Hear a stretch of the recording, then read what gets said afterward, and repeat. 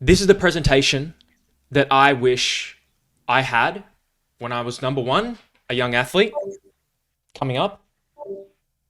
This is the presentation that I wish I had as a young man and as a young person growing up to deal with anxieties, insecurities, strengthen my mind, reshape my belief systems. Because now I'm at a point in life where mentally I feel quite unstoppable, like very strong. And that's been built over the last, 15 or so, 15 more years.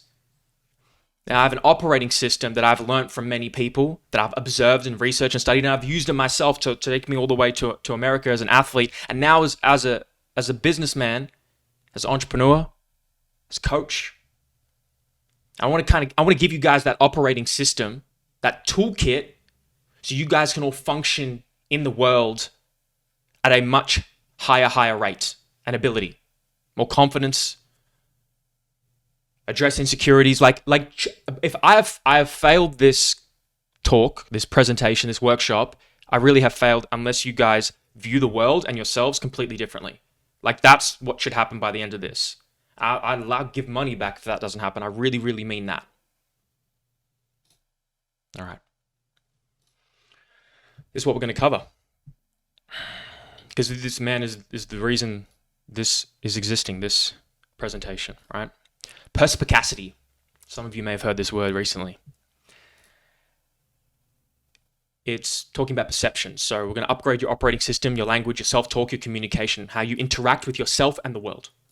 Number 2, then we're going to go to ego mastery. This is now going to talk about what you see to transcend your own insecurity and self-limiting beliefs. And then,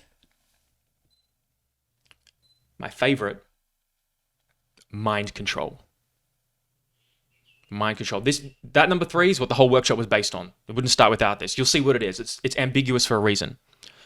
So number 1, perspicacity. It's one of my favorite new words. A penetrating discernment, a clarity of vision or intellect which provides a deep understanding and insight. Most people walk around the world ignorant. You guys, by the end of this, will be a lot less. Now, give me a thumbs up in the emojis if anybody has heard of this. The RAS, the reticular activating system. Or a thumbs down. All right, cool. This is very important. The reticular activating system is like an information filter. It filters in messages to our brain that we detect as important. It tells our minds and our body like what is the important stuff. Like we ignore 95% of the things in our surroundings. Now the example is the car you drive. You all notice the car you drive on the road, don't you? Before you got it, you didn't really notice that car. Yet it was there the whole time. You just didn't notice it. So I've recently done this. I've had this example recently with a car that I've been driving. I swear, I don't want to say what it is, but I was driving an M3. And it was 2022, and I swear I'd never seen this car before. Never, and I love cars. I never noticed it before until I started driving. I'm like, man, there's one. I sort of notice one every second day. And that's the reticular activating system telling me, noticing the very car that I drive. And this is going to become very apparent and important in a second. Okay? Your mind picks up things in your environment based on your beliefs. Because your beliefs have consequences. If you believe the world is conspiring against you, your mind will begin to pick up on things that confirm that belief. If you believe you are unlucky, if you believe you are a victim, if you believe you are weak, if you believe you have always been a failure, your mind will begin to pick up things that confirm that belief via your reticular activating system. There is a structure in our brain that functions to support this. It will preferentially find and highlight things in your environment that support the statements and beliefs, and will ignore things to the contrary, to the opposite, because you won't notice them. This is how the car example works. Now you have to take it a step further. Is anybody afraid of ghosts? Let's be honest. It's okay. Okay, now Jane, of course, Jaden, ghosts. All right. So let's say I put Kiara in a home. I put Jaden in a home. Kiara, you're afraid of ghosts. Jaden, you are not. Same home. Bang, in the middle of the night. Person who believes in ghosts, Kiara, is now panicked and terrified. Jaden is like, no, it's the wind. Whatever, goes back to sleep. The same noise in the same scenario, yet it's the belief in your mind that changes your state and ruins your life. That belief turns against you. You both had the same noise, yet you believe different things. Reality itself was the same, but your own individual reality and perception was different. Perception, perspicacity. So if you want superpowers, it's very, very simple, but it's also something we don't even acknowledge. Why would you believe something that takes away power from you?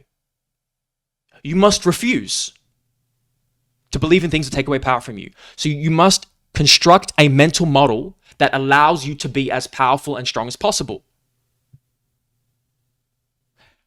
Otherwise, your reticular activating system will begin to preferentially find things that make your life worse based on the more negative beliefs that you hold. Example, again, a friend that comes to you, starts bringing their problems to you all the time. It's consistent. What do you think happens? You start seeing those problems everywhere. It's quite critical. You got to stay away from negative, toxic, poisonous people.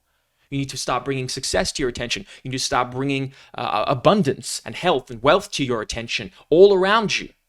The books behind me, like everything is placed for a reason. You need to be meticulous about your environment.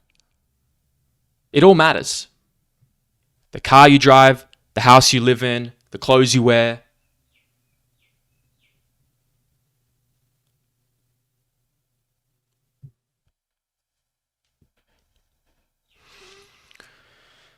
Those who haven't heard me speak, I use a lot of pauses to get you guys to think and open up the opportunity for questions. So my brain isn't checking out if I just pause for 10 seconds. Just know that. It's how I communicate. No rush.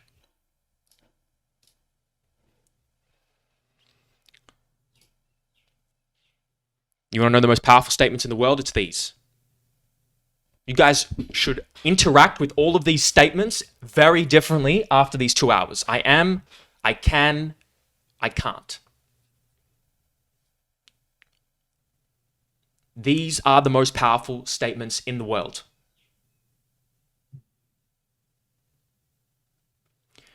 So you will either give in to a reality created by others who say you can't do things, who limit you, or maybe a version of yourself you are limiting your own self, or you will create your own. Your mental model needs to be dramatically reconstructed. Otherwise, I fail, right? And then you fail as well because you live a worse life. So everything, listen to this. Once I heard this, I'm like, oh, if you believe this, if you choose to believe this, you can become more powerful. Everything that comes out of your mouth is self-hypnosis. Everything that comes out of your mouth is self-hypnosis.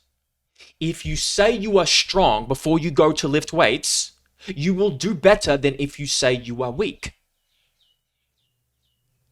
You all know this intuitively.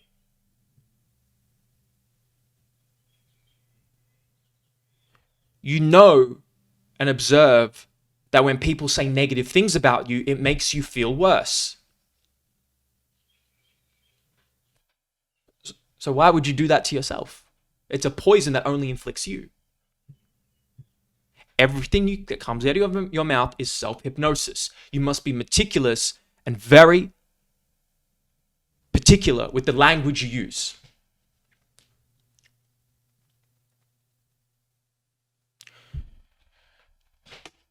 There's no utility in saying, I can't.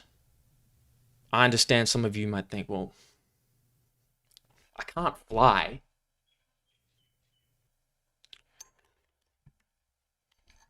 Saying that doesn't worsen your reality.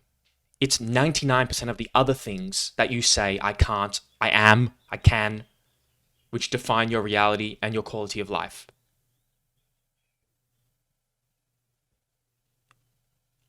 A lot of us, a lot of you are lazy with the language you use. You just say it and you let people say it to yourself. You must no longer be. But maybe you're skeptical. So I'm going to show you. Let me show you some examples, right? The 4-minute mile. Many of you have heard of this. Do you know doctors and experts used to say that it was impossible? It's impossible to run a 4-minute mile. Even medical journals, scientists, nerds like me would say it was physiologically impossible for the human body to break the 4-minute mile. There was papers. I found one, right? Blah, blah, blah, science stuff, right? When oxygen jet of 15 liters has been incurred, the body becomes incapable of further effects, blah, blah, blah. It's completely fatigued. Like papers, like a lot of them. So people didn't believe it was possible. You know, how many doctors would say what David Goggins is doing to his body and how he's pushing himself was impossible or would kill him? And then, what if he believed that? He'd still be fucking cleaning roaches out of fast food stores. But he denied reality itself. He created his own. This man did as well. Roger Bannister. Okay? Roger was the first man to break the 4-minute mile. A 4-minute mile was possible. I felt that the moment of a lifetime had come.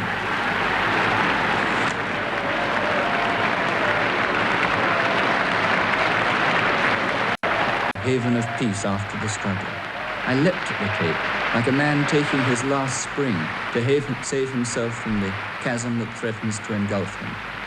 My effort was over, and I collapsed almost unconscious with an arm on either side of me. It was only then that the real pain overtook me. I knew I had done it before I even heard the time. I knew I had done it even before I'd heard the time. He had a type of belief that no one else had. Everybody said it was impossible.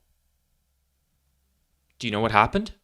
How long do you think it took before someone else broke the 4-minute mile? 2 months. 2 months is all it took. And then 100 people broke it within a year. Why? Because they now had the belief it was possible. There was no leaps in human physiology or genetics or science. One day, something hadn't been done. Another day, something had been done. And then a trickle effect started to play on people's minds. They knew it was possible. But it was the belief that was stopping them from even trying, let alone believing it was possible. So the question is, what's your 4-minute mile? What belief do you have that could be stopping you?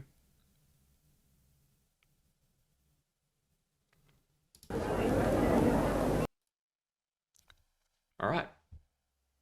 It's not just me talking the whole time. You see these emojis in the bottom corner? Anytime you see this, it means we're going to do some writing. We need to get clear now. If you don't do this now, 90% of you won't do it later, right? So now we're going to ask, we're going to sit here. We're going to spend 5 minutes. You guys are going to be with yourself. I'll be quiet. And then you guys are going to share some things. You can type them in or you can speak them out loud. So what beliefs do you hold that are limiting you? What's your 4-minute mile? I'll share one of mine first, right? I used to believe, when I started in the health and fitness industry, I used to believe that you can't make money. It wasn't possible to be wealthy as a coach, as a personal trainer, as a coach. I didn't see it. I never seen it. I was working free. I was working for $14 for an hour. How am I going to do that? Trading time for money, coaching one-on-ones. And then I began to see people to the contrary.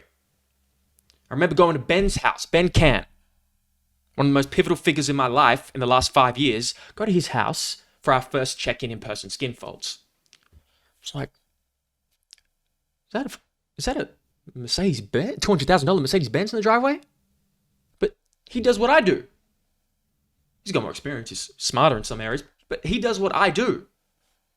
So what? And he's a man who operates with integrity. He's not selling, low integrity things. He's not cheating people. I knew it was possible. I believed it was possible now because I saw it, right? But that's a problem because I had to wait to see it. What if I just believed it? What if I skipped that shit and started earlier? Because now I'm doing it. Now I'm doing things I've never done before. I'm making so much money I've never made before. So I showed myself it was possible. So now, with basketball, it was a similar thing. So now we're going to spend 3 minutes. You guys are going to sit there by yourself. Just going to think. 4-minute mile. What's my 4-minute mile? Write them down. And then we'll share them.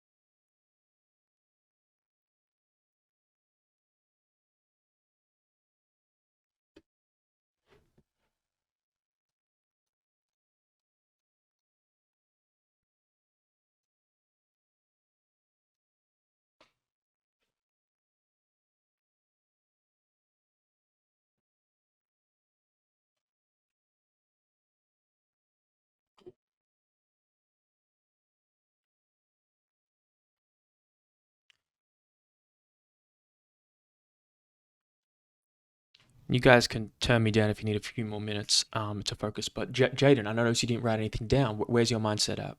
Do you feel like you don't have any? Yeah, mute. Unmute.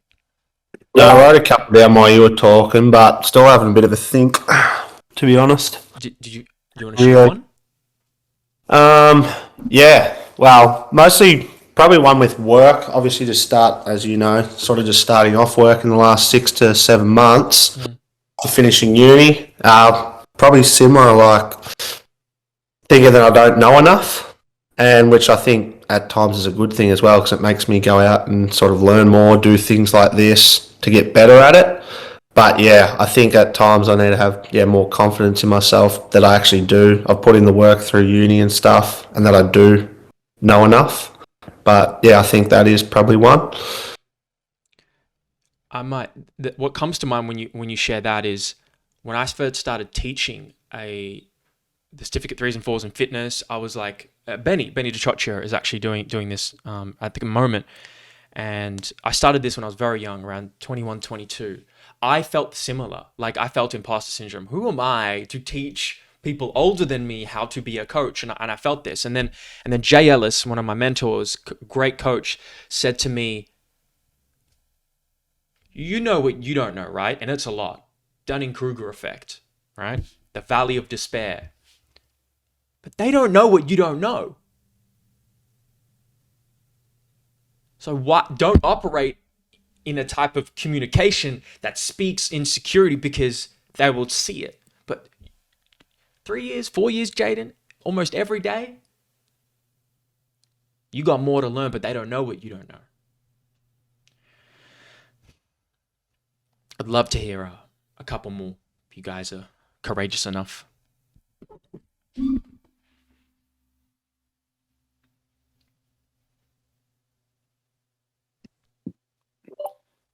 I'll share a similar one with yourself, or what you used to believe. It's like, I'll always battle with money.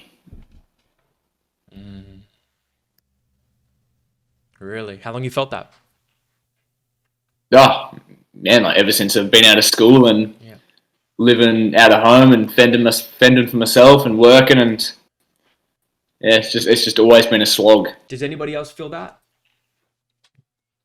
You put up the little icon too if you don't want to raise your physical hand. All right, I know. Yeah. All right. Well, you do, Luke, because you got a successful business. That's interesting.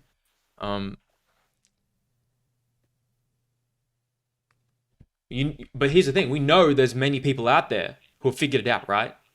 Who are good with money. They're wealthy. So we know it's possible in reality. We don't need a Roger Bannister.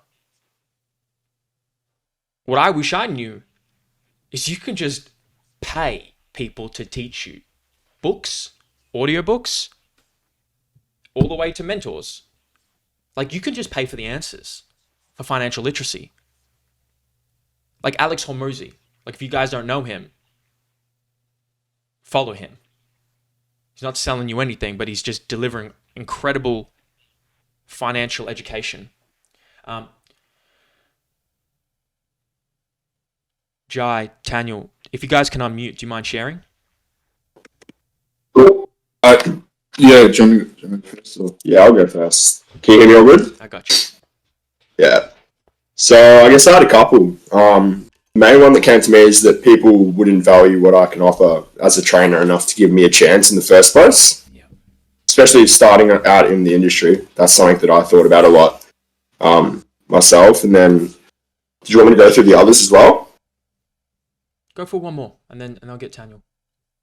Then I went for a completely different kind of style one. I thought that maybe my lifestyle is hard for someone else to live with, I guess, as someone who feels like they're really committed to things like training and work and stuff. I feel like sometimes I maybe don't give enough to other stuff. Socially sometimes, all that kind of jazz. I can promise you for the second one, that one you just said, that your person that you find, you can find it. You know, jigsaw puzzles fit together. Like, you just got to find a jigsaw piece. Like, it's definitely possible. Like, I'm in that type of relationship. Like, you can have the jigsaw piece puzzle fit together. There are other people like you that's so possible, man. I guess it's hard to really feel until you experience it fully. But okay, Tanya. I found one. It was definitely when I started off my apprenticeship when I was a carpenter. I was just very pessimistic. Like, I didn't think I was going to be good. I thought I was just going to be like a labourer, bit of a shit kicker. But then, yeah, it took me a while. It took me a few years to get the swing of things, and then I started taking on plans and applying myself. And yeah, I saw someone who was about my age who owned his own business, and I was like, mate, how did you do it? And he told me, and I started applying the methods he gave me, and then third year, fourth year, I started running my own jobs and got a few promotions here and there. And yeah, it was just something that, like, really, really, I pigeonholed myself saying I wouldn't be good for so long until I kind of stopped using that, and I was like, I can do it. When I saw someone else in my position do the same thing. Just imagine if you felt that like 3-4 years earlier or years earlier, how much Yeah, you could have been quicker. no, absolutely. It was, yeah, pretty mental to think about that. Yeah, if I saw that guy or just had that mindset from the get-go, it'd be so much different. Absolutely. But yeah, I'm going to ask one more person, then with the next exercises, I'll go through other people. Callum, I'd love to connect with you and hear if you don't mind sharing. Yeah, probably just around self-doubt. So I'm visually this year, exercise physiology. So it's probably, more just around, that lack of confidence and self-doubt initially. When I was, I suppose, exposed to placements this year. So I think that's one thing that has helped hurt a bit. Callum, I think your internet is pretty choppy. I don't think that was just me, right? Yeah. Callum, I would actually love to hear it. Do you mind typing it out? Yeah, cool. Thank you, brother. Yeah, I was pretty choppy. I didn't get much of that self-doubt is what I heard. 100. Yeah, okay. Type that out, Callum. I'll take a read of that in a second. Let's keep going, okay? These are the beliefs that are holding you back. The 4-minute mile. You can break them. Belief is a powerful, unstoppable force that leads you to greatness and actualizing your potential. There was this famous scholar, I'm getting his name. Oh wait, that was me. I'm joking. I'm not a famous scholar. So this is, you might think, just belief. What am I just going to fake it till I make it? You hear that, right? It's like, no. A belief is not fake. A belief is real. A belief is real to you. You're not faking it.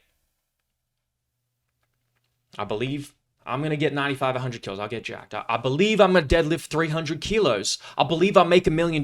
You cannot convince me otherwise. I've made a decision. On my mind, it's already happened. I've made a decision. Like, you know what the example is? You know how some people believe in God? They believe in a higher power. Some of you believe in God. Some of you believe in a higher power, the universe, karmic, fate. You believe in something you cannot see or prove with science. You realize that, right? You believe in something you cannot touch, yet you know it to be true. Yet you do not believe in yourself. You do not believe in the dreams that you have for your life. What if you treated your faith in a higher power like you treated the belief as you did to yourself?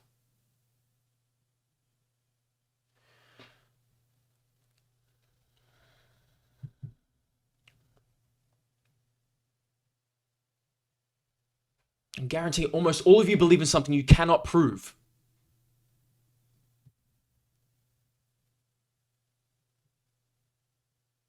Yet it feels very real to you, doesn't it? That's your reality.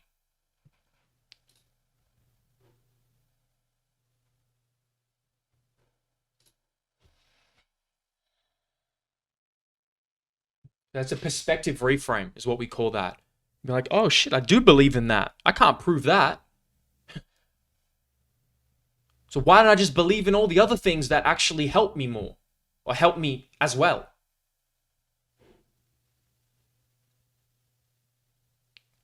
It's like irrational logic. I don't care if someone says it's irrational. If it helps construct a better reality for myself, I'm going to believe in it.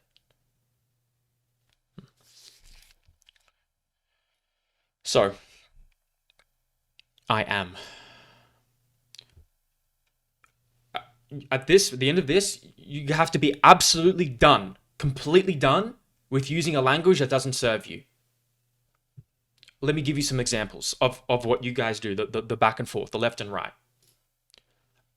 I'm not going to say these words. This is how crazy I am with this stuff. I'm not even reading these. Do you understand?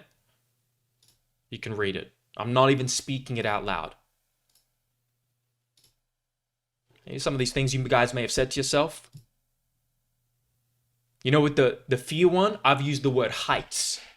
I was an idiot. Like,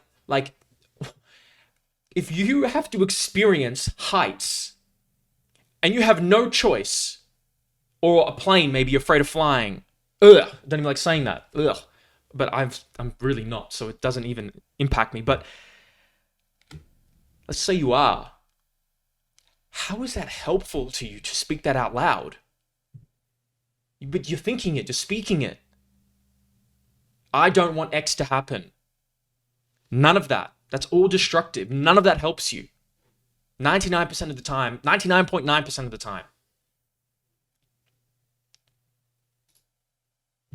What do you do instead? Now, look, there's the thing that says like I am strong, right? It's like doesn't feel real. I know that like affirmations don't feel real unless you tie them to something that's actually happening. So this is where people get their affirmations and self-talk ineffective.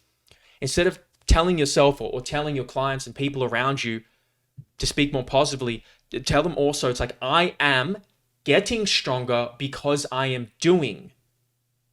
You need to tie it to an action so it's more believable.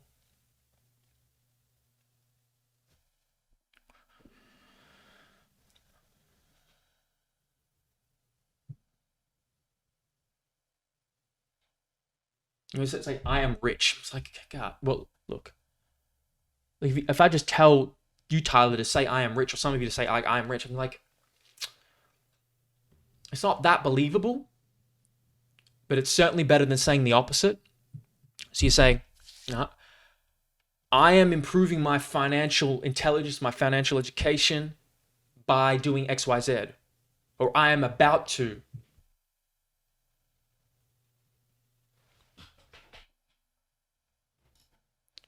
I am lucky.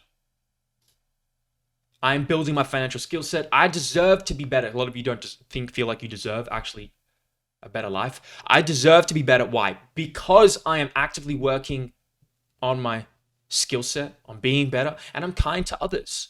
You highlight your own character traits that are uplifting. You all have a few of them, at least.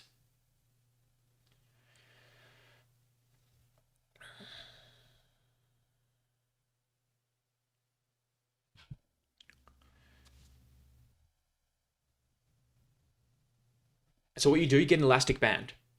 Get an elastic band, you put it on your wrist.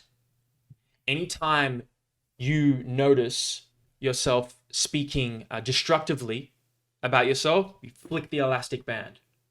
Because changing this language, some of you will either make a decision by the end of this and be completely done. Like that's what I have done. It's been so compelling to me after hearing so many different people explain to me the power of language and seeing it in the world. I'm compelled. I don't use the language on the left. Impossible. But some of you may need reinforcement. I won't be with you every day. Get the elastic band. You need some type of cue or trigger. Tell your spouse. Tell your friend. Get them to hold you accountable. Tell your parents. And on the right, you might think you want to set such big goals for yourself that people think your goals should be attainable. I don't know. In a way, I understand, but in another way, they should be so big that they are unattainable with your current capabilities. Why? Because a big goal forces you to change. It forces you to grow. So you don't let who you currently are define who you can become. You don't let who you are define who you can become. Those are two different people.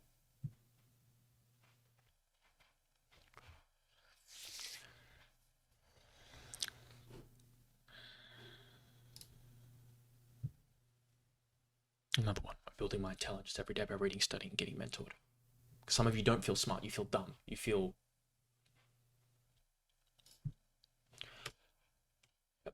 maybe some of you still don't believe me. This is pretty wild. Okay, Bill Buckner. 11 days before the baseball World Series, he said this: the dreams are that you're going to have a great series and win. The nightmare is that you're going to let the winning run score on a ground ball through your legs. Those things happen. I think a lot of it is just fate. Nightmare. He's talking about the nightmare of what could happen. And he's accepted it as fate. Little roller up along first. Behind the bag. It gets through Buckner. Here comes Knight and the Mets win it. Let me go back. Maybe some of you missed that. Maybe make this bigger for you. The ball went through his legs exactly like he said. And they lost the World Series.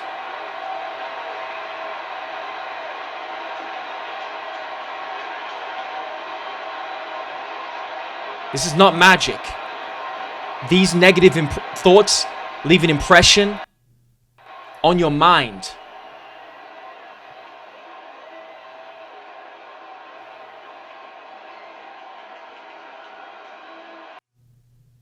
They make it more likely to happen. You don't need to think positively all the time, be up in the clouds all the time, but you must never speak negatively. There is no utility to it. It does not serve you in any sense. And you must, I know this is harsh, it really just depends on the type of life you want. You must try and eliminate people who do the same around you. Once I moved out, my life got orders of magnitude better, and so did everything else. Stress, success, wealth. Love my family. But I would not live with my family. We're on different paths, and that's okay. So if you have some Bill Buckners around you, you need to get out. Get rid of them. Respectfully, but imminently. The 4-minute mile. Roger Bannister. Your life. Would you, haunted houses. Like, do you want more evidence?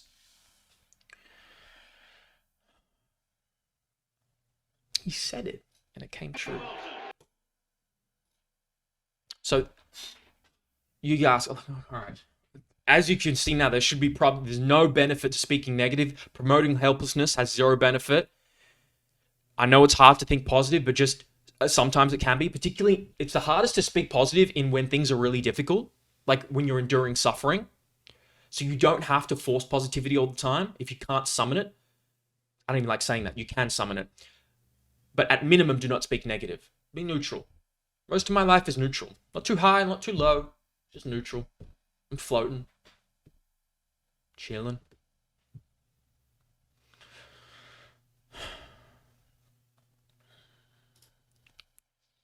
Because you don't believe what you see what you believe. I need to say this one again. I had to hit this a few times. You don't believe what you see what you believe. You see what you believe.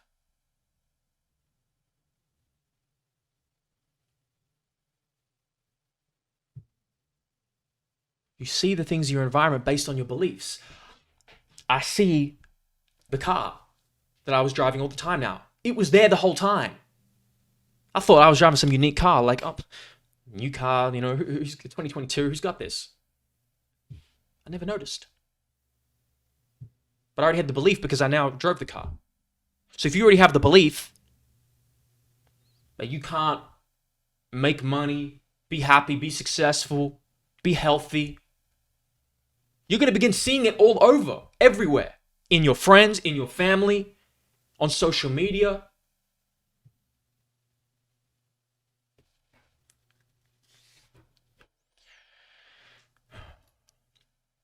All right. Next, activity. A self-talk audit. Some people get their finances audited. Any of you ever done a self-talk audit? So, we're going to write down, type them in, like Callum, for example. I know your internet's a bit shoddy. Type it in the chat for us and for me, and then type it in there and share it out loud. Write it down. What I am statements do you say to yourself? Now, it could be either way, destructive or constructive. Let's go both. You can do the column, destructive, constructive. Let's see how clever some of you can be at this.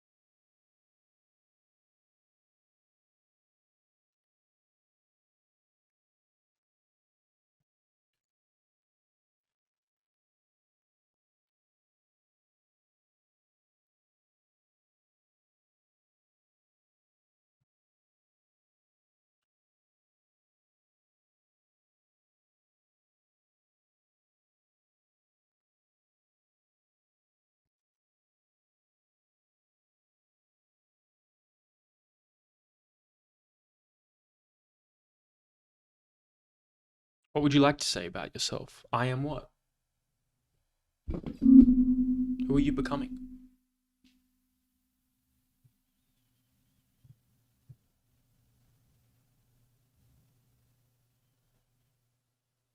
Career, as a father, as a sibling, as a friend, as a spouse.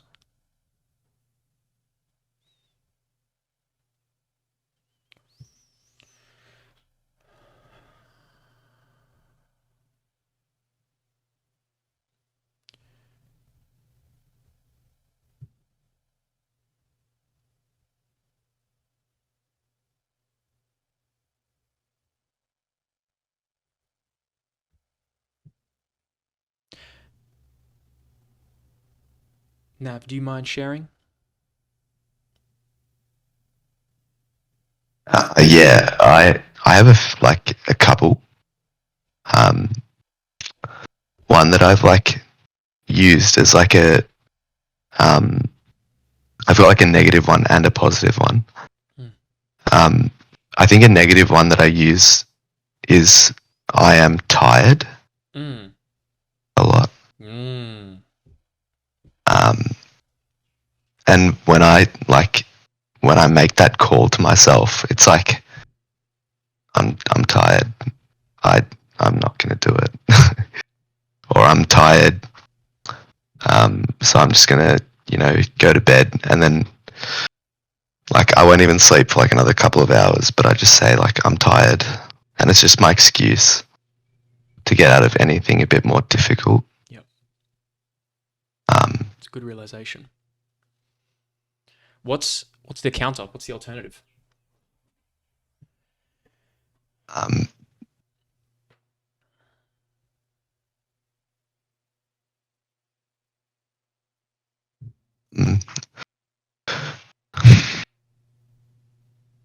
don't know.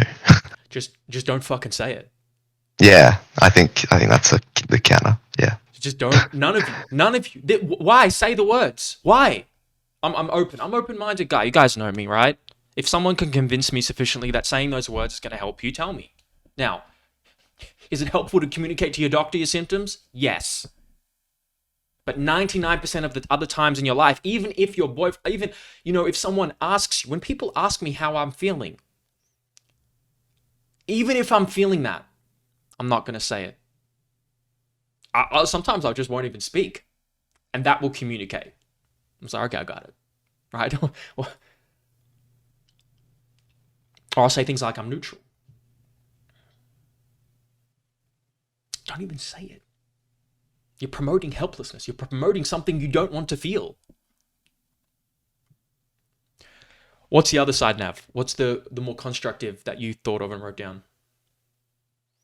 I am capable of doing this, which is the course that I'm studying right now. Yep. I'm smart enough to be here, just like everybody else. Because I'm studying medicine, and it just, I just was having a lot of self-doubt and self-confidence issues, and I think that I was that made me not want to do the work, or even try and do some of the work, because I was just well, I'm not smart enough to be here, so what's the point in doing this? And yeah, I'm actually capable of doing that. Absolutely. I'm here like everybody else is, And it's funny because almost everybody else is feeling similar to you. We all got our own insecurities. But I am capable because I am XYZ, right? What are you doing at the back of that to improve your capability? Yeah, I have that's, I'll actually add that to my little phrase. All of you add that.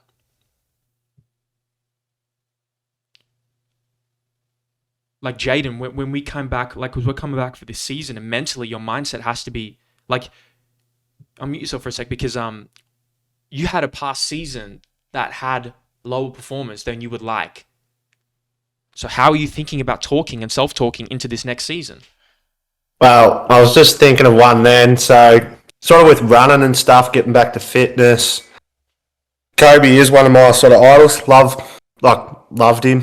One of my favourite sports persons. So, I think do when I'm running and going through sort of a tough session, I sort of think what Kobe be doing. So, I think a good one would be like, I am Kobe.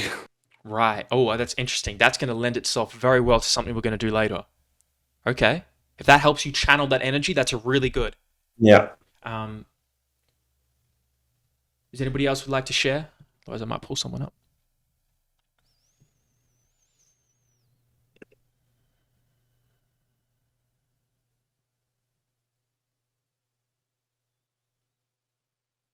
Actually, Benny, I know you've been challenged. You've been challenged by some recent events.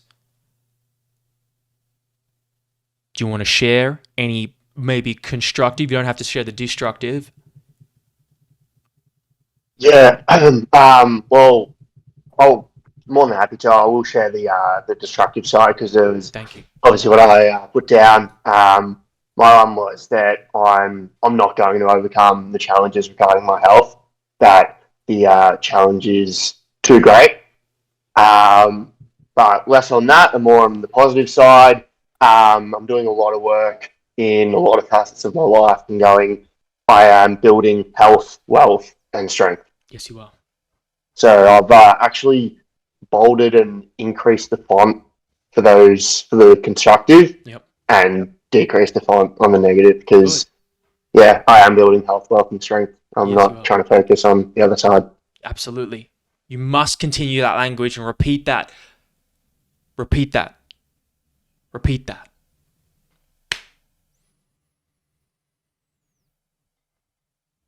Luke, I'll finish with Luke. You got businesses. You're a father of many children. I don't know if I can hear you. No, I can't hear you.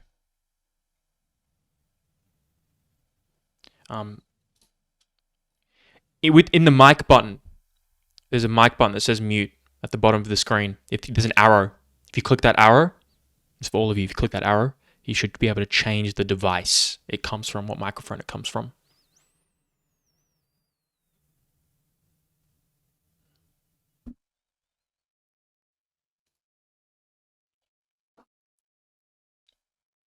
Keep playing with that while... Oh, wait. Go ahead. Now? Yes. Thank you. We're on. You mean now? Yes. Share, please. Sorry, I was trying to figure out the mic. What was that last bit? The I am statement. Like, what I am statements do you say to yourself in a constructive or destructive way? See, I say this is, and here's where the issue lies for me, is I do say a lot of the constructive stuff, but as soon as something goes wrong, I go straight back to destructive. So it's more, I'm trying to convince myself I don't actually fully believe the constructive statements yet.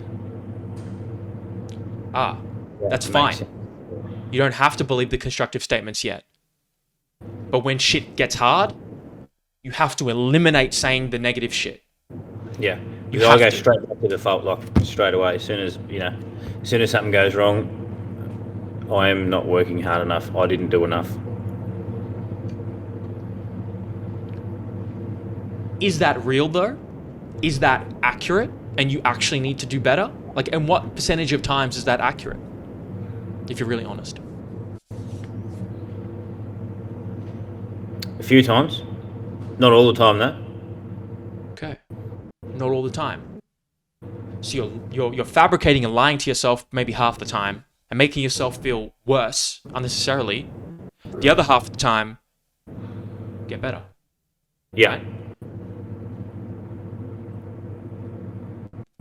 Unless that energy thrusts you into better action immediately and creates a better surrounding for yourself and a better environment and a better outcome, then why would we say it anymore?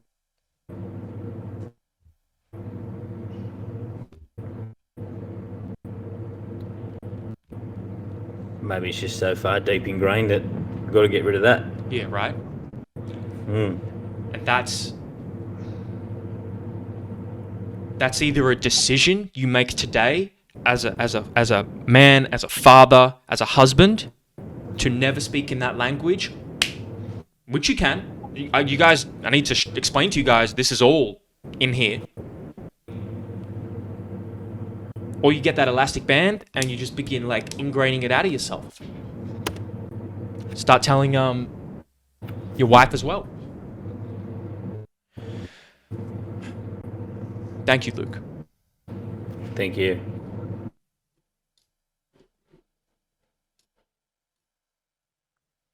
This is what it is. Never, ever, ever. When you believe in something, you give it power. So you never talk. You just have to make. You have to make a decision.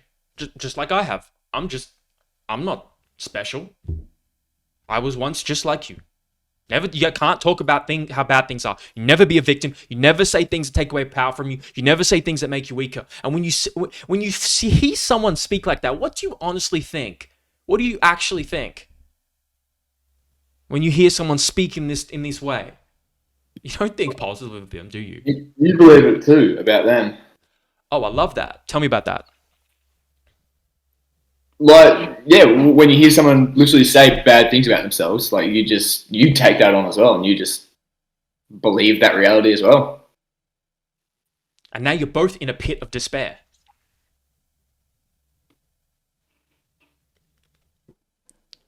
Because what you think about, you think, fucking, some of you think, stop whining, stop always complaining, I want to be around you, and then you eventually think you're a fucking loser. You're a loser. Right? You that line of thinking you honestly go to, but it starts at like stop whining, and then it eventually gets to you think actually quite poorly of this person, because we all care about what people think of us to an extent. You know, people, because if you're gonna think about people, if you're gonna think people are judging you for how you look, you know, on my appearances, I'm not good enough. They're also judging you for this bullshit. They're judging you because the shit coming out of your mouth is poison. So if you care about what people think of you, stop giving the world poison. Stop making them and forcing them to think less of you because you can't control your tongue.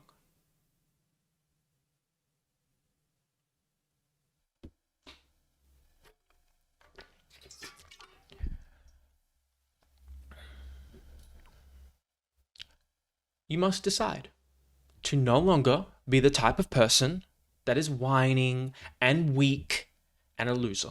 You must decide, because that's what it's associated with. A lot of people view it. If you care about what people think, this is a great way to hack it. So I don't care. It's irrelevant to me if you have to deny reality itself. Wait, go. Someone? No. It's irrelevant to me if you have to deny reality itself. Deny reality. Create your own. Construct your own reality that improves your own quality of life.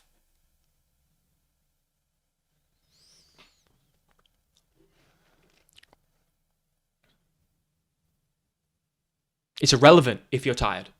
Irrelevant. If you speak it out loud, like that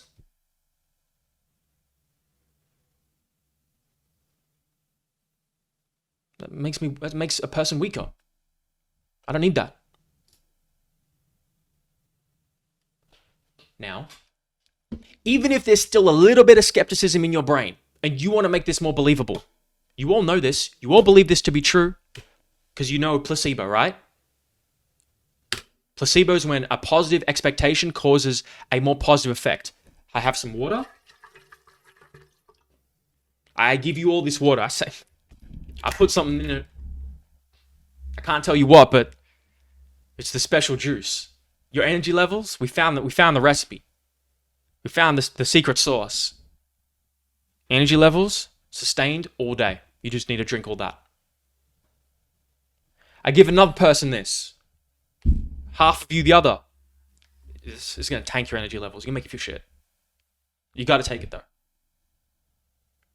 Half of you feel great, half of you feel shit.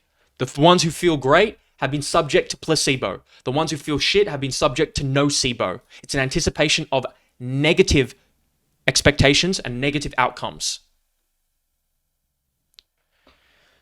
You need to understand, in the hundreds of thousands of studies where we've had an intervention, like you'll give and actually intervene with a certain medication or a pharmaceutical drug, we need to control for this. Very smart scientists all across the world, the scientific method itself that we base how to make critical thinking judgments about the world on, acknowledges the power of the mind via nocebo and placebo. We don't even know exactly how it works. Yet, science itself observes this effect. We see it to be real. That your mind is so powerful that I can, just by expectation, get you all to feel better or worse just by thinking something will happen. Yet some of you say and believe affirmations and self-talk doesn't work. You're wrong. You're just wrong.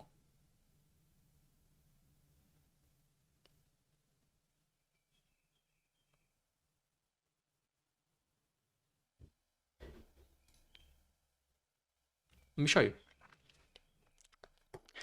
One study, 50 people who suffered chronic back pain. They were given a flexibility test. Half were told the test might cause some pain. The others were not. The first group, who told they would get some pain, they reported significantly higher pain. The other group did not, despite the exact same exercise being done. Another one. A drug, finasteride, given to help relieve symptoms of prostate disease. Half the participants were told it could cause erectile dysfunction. The other half were told nothing. In the group that told nothing, 15% actually had erectile dysfunction. So the drug actually had an effect. But in the group that were told that their dick would stop working, 44%, their dick stopped working. So you're telling me, with the power of my mind, I can get my dick to stop working or yours. That's powerful. That's powerful because there's so much in the world that does the opposite. It's just the mind. It's the anticipation. Someone told me it would have an effect and I believed them. I believed the negative. The wildest thing I saw is a case study of one person. This guy tried to commit suicide with 26 pills. His blood pressure got so low that they had to inject him with fluids to stabilize him. Like he was getting bad. When they told him the tablets were not real, they were sugar pills, his symptoms relieved. But he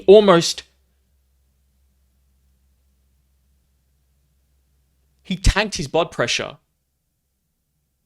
Nearly passed out, blacked out, because he thought these pills were going to kill him. There's nothing in them. Nothing in them. But he believed it would. So his mind changed his physiology. Your mind changes your physiology based on your beliefs.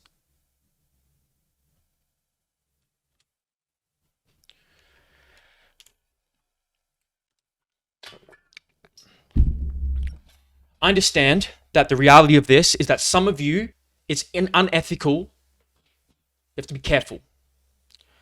It's a difference between saying the majority of people can tolerate this. Like some of you, I will give you supplements, right? Well, actually, no, I won't do that. Some doctors, they'll give you medicine and they'll say you can get X side effects. Well, some of you, I'll ask, do you know the medicine you're being given could have, or a drug, could have X side effects? I'll be very careful to tell you what those are, to see if those are actually worrisome, because if I tell you them, you're more likely to anticipate them happening. So instead, you can use language. It's like, oh, the majority of people tolerate this if it's safe and ethical to do so. But you must be meticulous and precise with your language. You must not speak a negative unless it helps you. You must deny reality itself. I don't care. It doesn't matter. If it improves your life, believe it. And you're not harming people. Deny reality.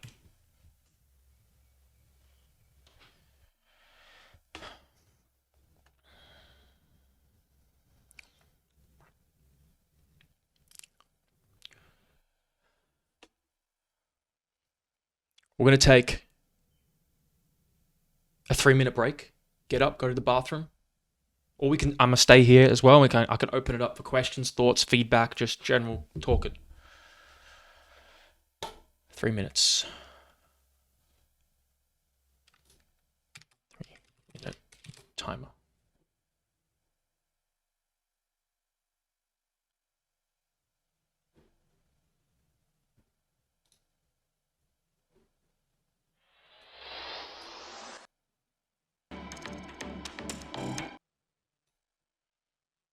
All right.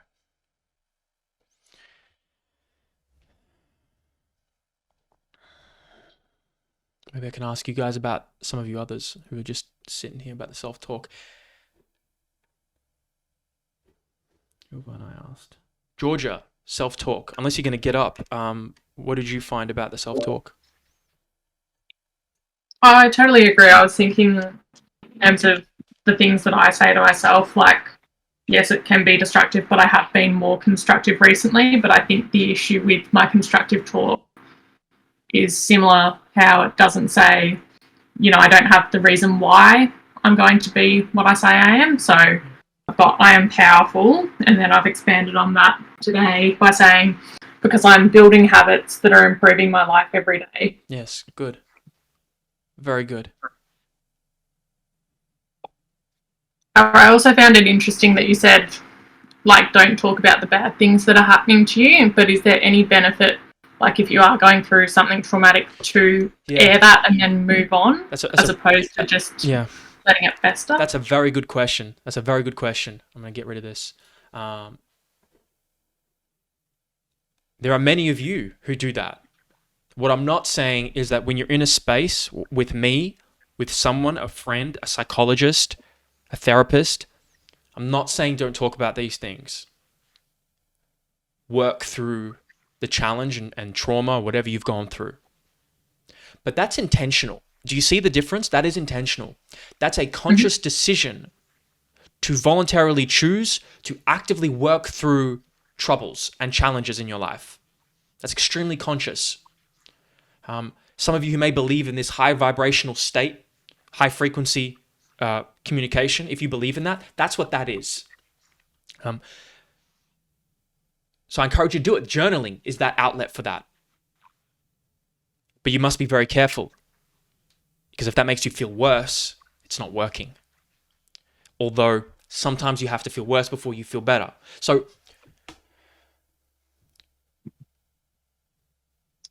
you can use it as a tool of therapy. There's a great thing to bring up, Georgia, and you will need to do that. But we're talking mainly in just communications day to day, in going about your life, in talking with people, just generally. Even the little hi, how are yous? Don't just say good. Why not say great? But still acknowledging that, of course, you guys are going through your own troubles and traumas and are dealing with them.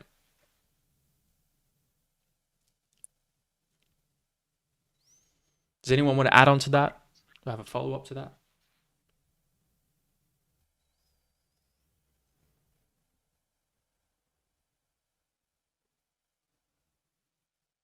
I'm going to wait until the other guys come back. Liam, do you want to share anything either from either the activities from the self-talk or the other one?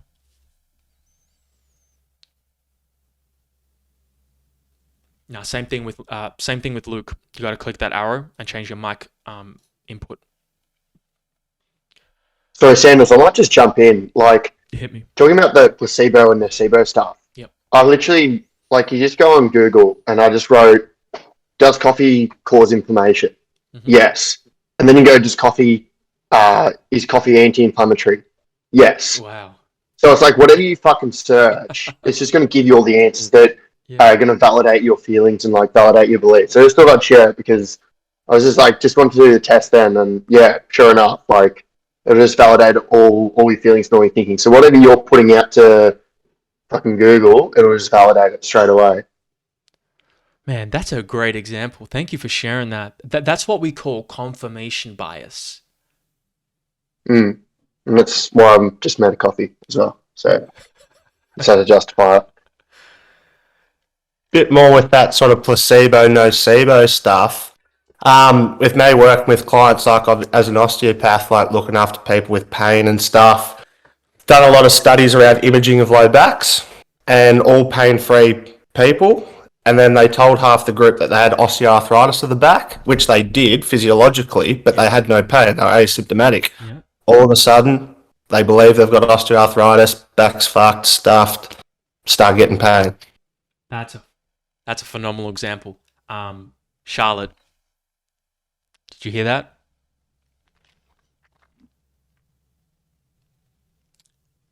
Charlotte's been dealing with some back challenges. I didn't even use the word recently. Do you want to unmute yourself? Charlotte? She looks like she can't even hear me.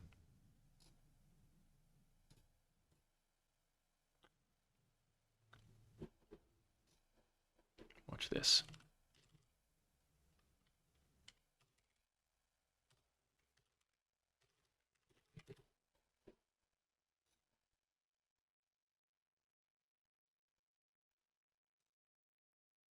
You can say, who said?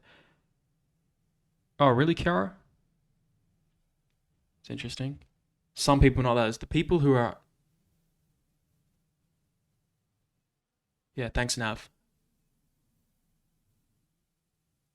Liam, you can say it's like people won't remember 100 good things, but remember, yeah, the one bad thing. Absolutely, yeah. There's a negative bias to remember the negative experience.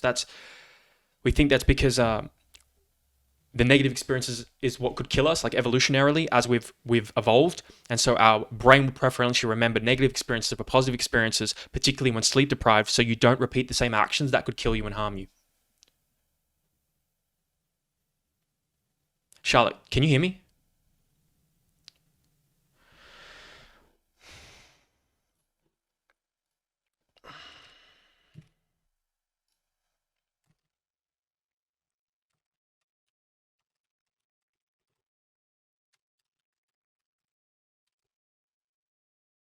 All right. See if she responds. Who's missing? Tyler. Tyler, Nav, can you hear me? Let's go. All right. We're going to come into the next phase of this. Mind control. Control which you've never been taught to. The master of this being David Goggins. Yes. You can, you're back. All right, what's happened? Charlotte? It's difficult when, because can you hear me? Yep. Yes. Is it working? I wonder how the delay this is. Yes, it is working.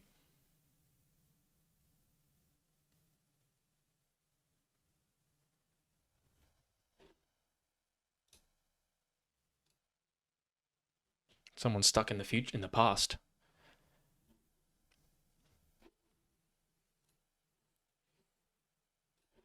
I'm going to keep going.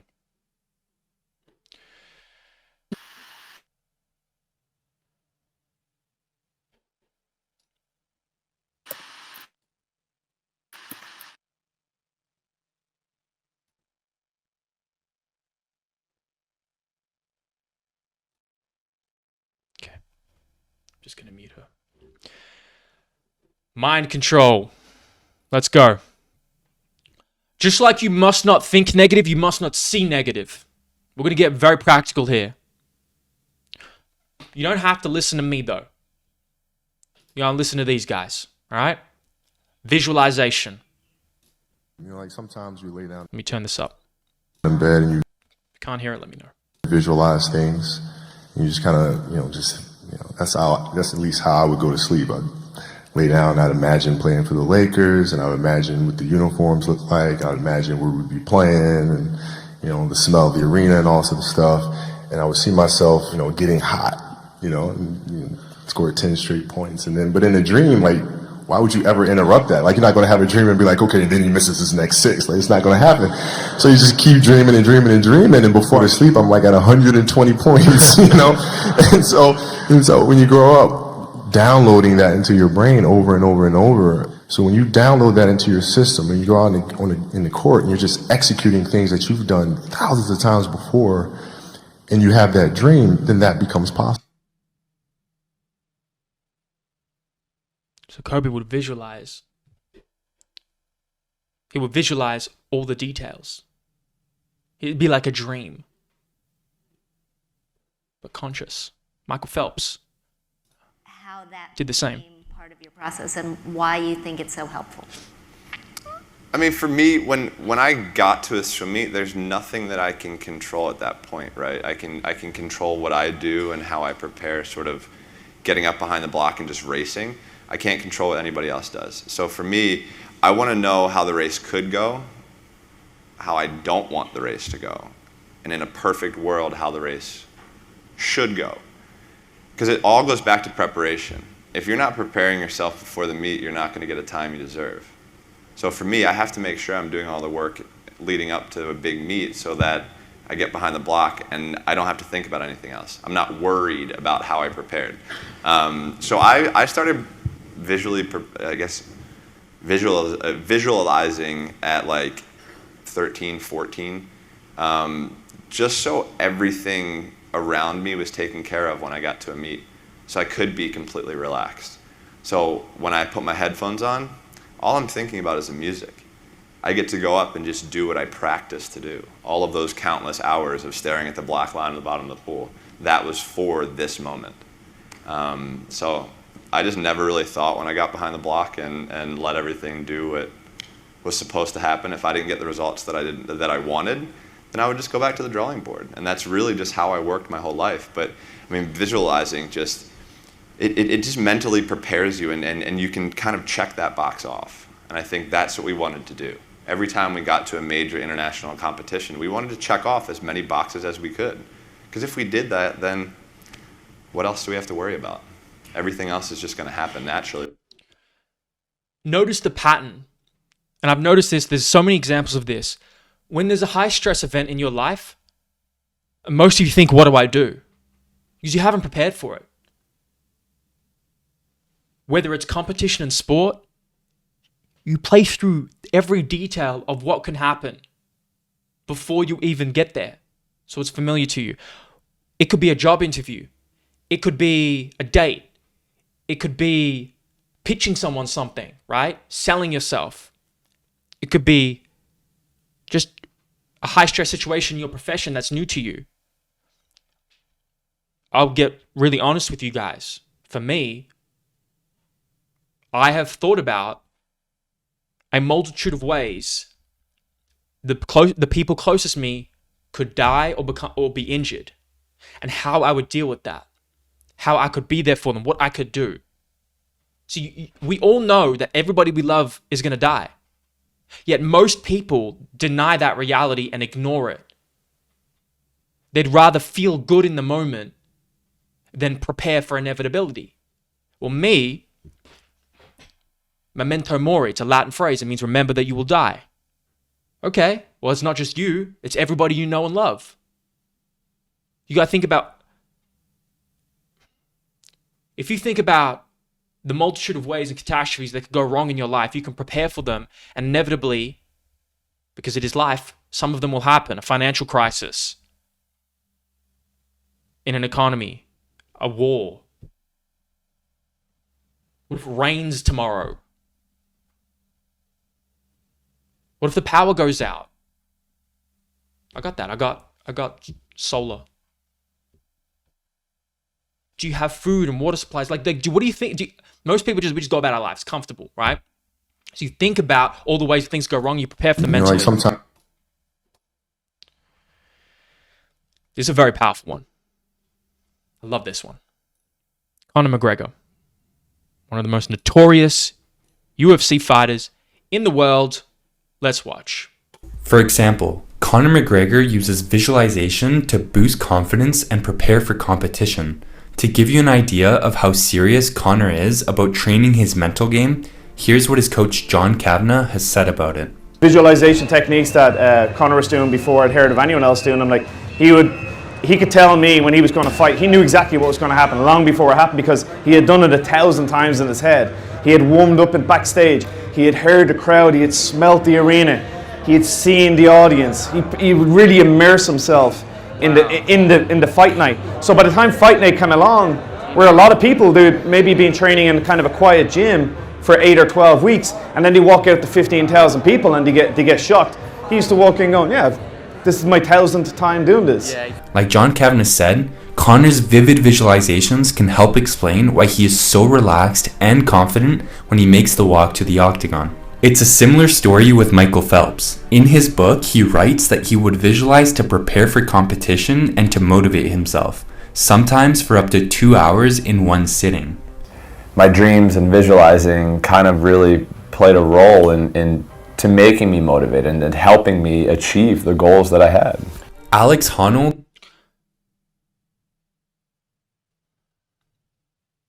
Just because great athletes do it doesn't mean you can't do it in the littlest things. Like maybe you're anxious to go back to the gym. Okay, just sit there and think about like I know some of you have felt this. Well, play it in your mind first. It won't be as scary. Play it in your mind and be like, okay, what do I got to do? I got to drive here. I got to get I got to get in the car. I got to get the cars. All right, do this, that, this. And you visualize every step of whatever thing makes you anxious. Applying for the job, going for the job. Having that, maybe it's a tough conversation you want to have with somebody, right? Maybe it's breaking up with somebody. Maybe it's getting together with somebody. You plan it in your mind and you look at the obstacles that could come. Like I've envisioned the ways this could go wrong. I have a plan what happens if the power goes out. I have an obligation to you guys, so I need to make sure I'm responsible to keep this going if something happens. So I thought about all the ways it could go wrong. I thought about how I rehearse this and how I do this. And you can do the same for, I'm not just talking about big things, climbing a mountain. No. Just anything that makes you a bit anxious.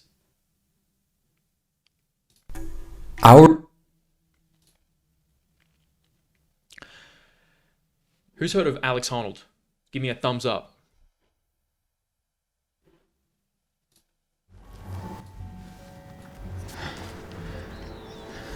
He's a free climber. I'm going to make this screen big. If you can't see it, let me know. There's no ropes. There's no ropes.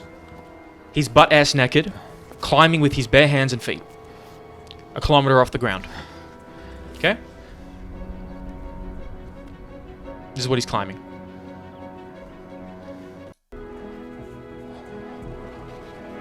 Just wild. There's this one view that is... So right here. This one. Look at that shit.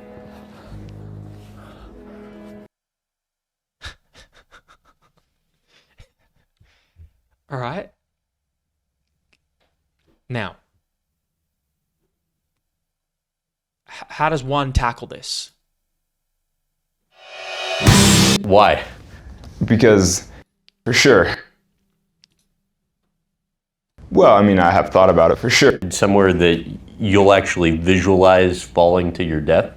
Well, I mean, I have thought about it for sure. Like what? Why? He visualizes falling to his death, if you didn't hear that. Why would he do that? We just talked about negatives. Because it'd be worse to have never thought about that and then suddenly be in the position and be like, holy shit, you know? Like, it's better to think through, like, every different side of something. I mean, the thing is, like, if the idea of falling to my death is, like, insurmountable, like, if I can't get past that fear, then, like, I probably shouldn't be up there. you know, you can't just like suppress that and then just like go. I mean, you have to accept like the whole experience. Yeah. You can't suppress it. You have to accept the whole experience. You have to accept the whole experience of the potential inevitabilities of what could happen if you take risk. And what will you see when you visualize falling to your death? Well, I mean, you'd bounce off that ledge 20 meters below. You'd probably bounce off the ledge 40 meters below that. Eventually, you would just fall to the ground and you'd be like dead. And you'll literally, well, I mean, see yourself doing that. I mean, is that weird? Do you not do that? Well, I'm not a pro climber either, so no. But like, I mean, haven't you ever, like, when you're driving, haven't you ever thought about what it'd be like to just like veer into one of those little divide things on a highway and just like have your car explode or something? I mean, and this guy's super awkward, but like you all have, right? Of course we have. So you visualize anyway. So imagine if you visualize more of a positive anticipation. So I'll go back. That's what Alex said about this. Without a rope does the same thing as Phelps. As he writes in his book, sitting and thinking, hour after hour, visualizing every single move, everything that could possibly happen. That's what it takes to wrap your mind around a challenge such as the one I was about to attempt. I had deliberately visualized everything that might happen on the climb, including breaking a hold or just losing it and falling off. In a real sense, I performed the hard work of that free solo during the days leading up to it. Once I was on the climb, it was just a matter of executing. Do you see the pattern? It's just a matter of executing. They're all calm when they actually go up to do the thing because they've prepared. They've done it in their mind so many times. Connor, Michael, Alex. I swear I did not put these videos together knowing that they would all say that. I've just picked this up now, actually.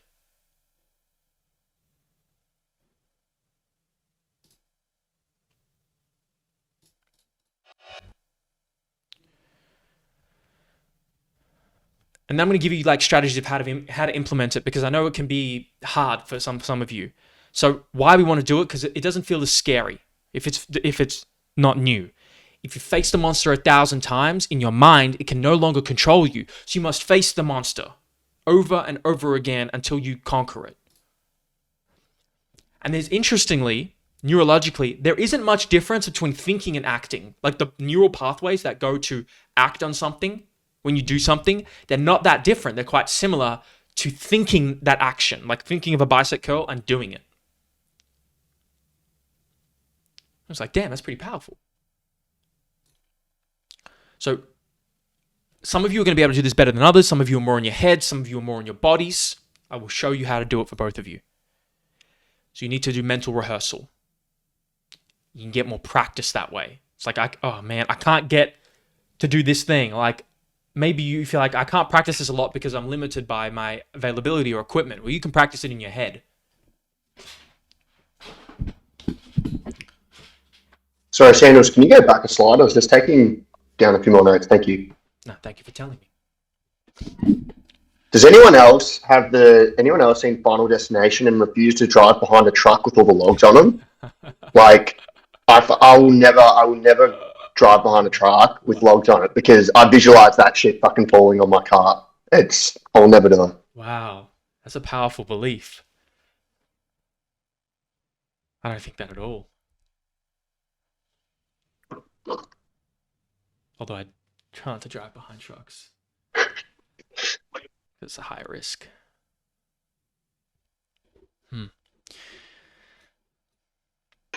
Energy flows where attention goes. Energy flows where attention goes. Where your attention goes, energy flows. Now, this is getting very practical now. Peak performance in any fields of human endeavor is a narrow spotlight. What do we mean by this?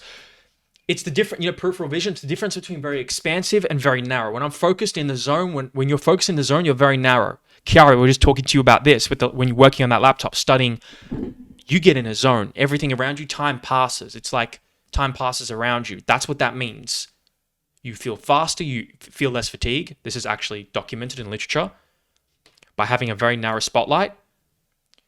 They did this study on Olympic runners. They put ankle weights on them two different groups, and they got them to run to a finish line. People who identified as having a narrow spotlight, meaning like pinpoint of like where to run to, felt less fatigued and ran faster. That's like looking at the tree to get there, or looking at someone's shorts to pass them, or lifting weights and getting very narrow on each particular outcome. Now you have to consider now the emotional state. If you force your attention on people with more optimistic faces, you will feel better. Again, documented in literature. Our brain has this thing called the fusiform face area activation. So part of your brain lights up in response to positive emotions. It's probably better to then be around people who are more optimistic, uplifting. Your brain will make you feel better. Do you see why negative people are not only bad for you on a philosophical level, but on a physiological level?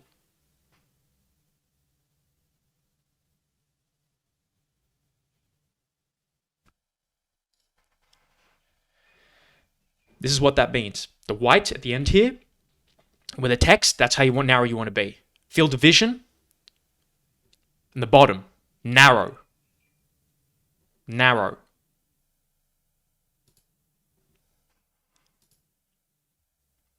Neuroscience strategies for mind control. This is very practical. When you need to stimulate yourself, you're going to have stimulate and calm, right? On two sides. When you need to stimulate yourself and drive energy, this is what you'll need to do. Music. Higher BPM music that you're familiar with. It's very important to be familiar. Unfamiliarity, your nervous system hasn't adjusted, doesn't know how to respond to it yet. You're still adapting to how the response. This is high BPM for you. So you have to see what drives energy and emotion. Not too high, because you can become too aroused. Next is what Benny's doing, caffeine. Very good evidence on this being very useful for cognitive and physical performance. Making decisions quicker, speaking more clearly, speaking faster. Breath. Those of you who are coming to the squat workshop in a week are going to do this with me.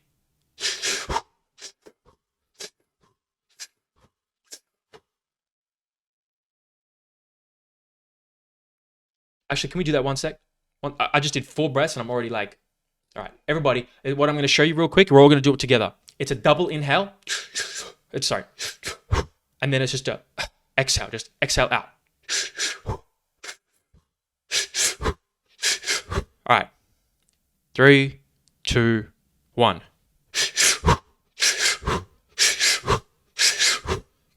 Hey, you gotta put some fucking energy. If you want to see this, you gotta put some energy into it. Kiara, Christian, Liam. If you're self-conscious, turn your video off. I don't care. Turn your video off. I understand. Turn your video off. I don't need to see you. Is the heart racing a bit, doesn't it? Man, you only did a couple breaths, didn't you? All right. 4. Jai, Callum, Benny, Liam.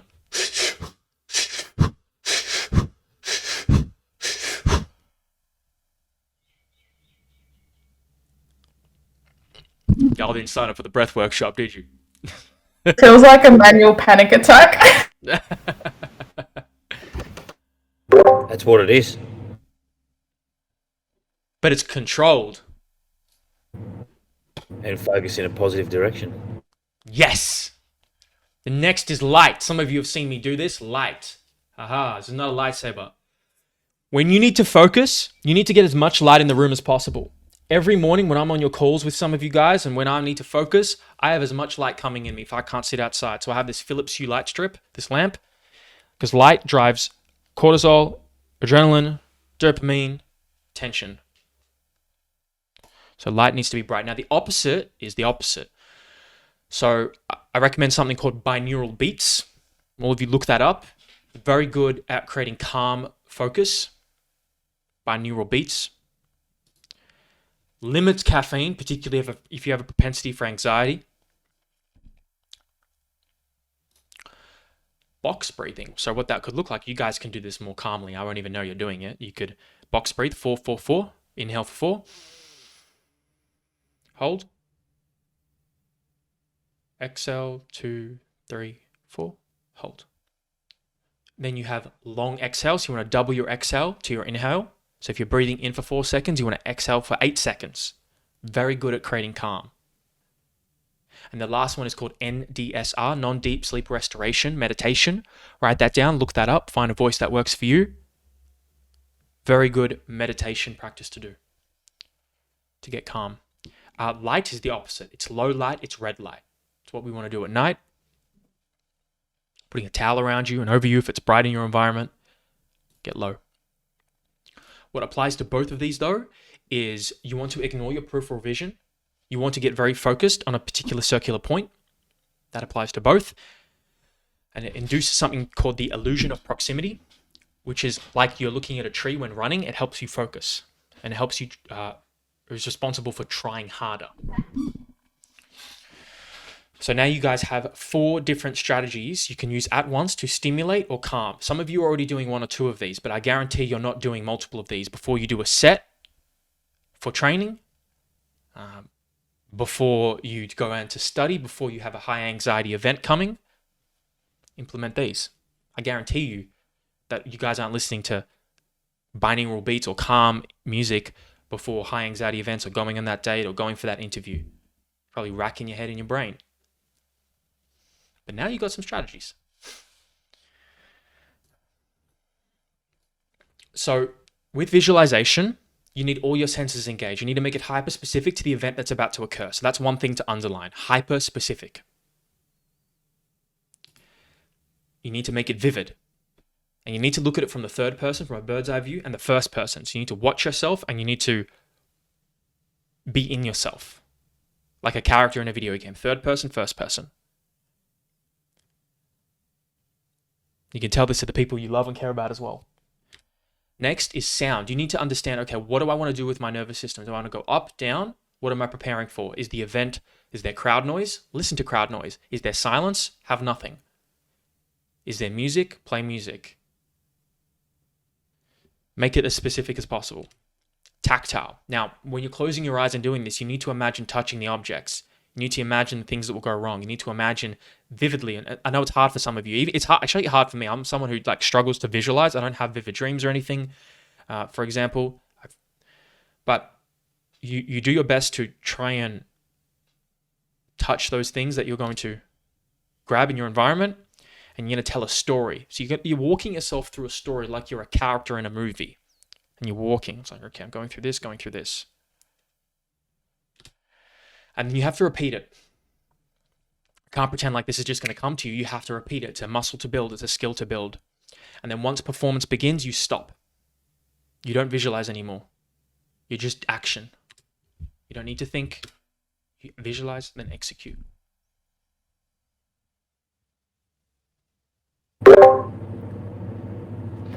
Have you heard of the PET-LEP imagery model? What's that called? It's called PET-LEP. Means I haven't. physical, environmental, task, timing, learning, emotion, perspective. Oh, that's great. So I reckon. So what you're trying to say now is when you said people that struggle with it, with this sort of stuff, is, and this is what made Connor's visualization so successful, is that if you're, say you're a race car driver, yep, get in your gear, in your race car driver, in your full kit, Smart. and pretend you're racing. Yeah. So if you're a basketballer, Yep. get in your fucking game kit. And I reckon it has a far greater influence on helping sustain visualization and its outcome. That's. I'm so glad you brought that up. Thank you, Luke, because that's very practical. You guys all can do that. Like, you're going on the date, you're going to the job interview, get dressed in in those clothes. Yeah.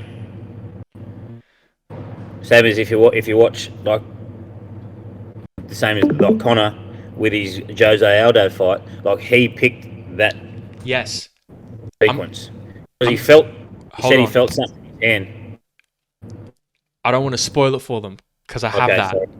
My bad. No, you're good. It's brilliant. That's how good that example is. You know.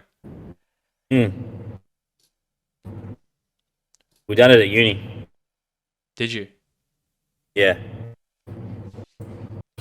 So, this is where we can write down. Every time before a high pressure event, close your eyes, visualize yourself performing the task the way you desire. Now, right now, we're all going to do that just for 30 seconds.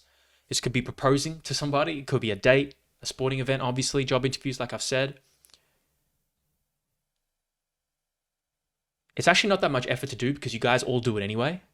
Because when you're daydreaming, you're visualizing. When you're just like off into the clouds or pondering, you're visualizing. Most people just visualize the bad. You're going to visualize the good. So, just spend 30 seconds just visualizing an outcome that's gonna something that's gonna happen today or tomorrow that maybe you're just a little bit anxious about. Visualize yourself walking, doing the task, touching.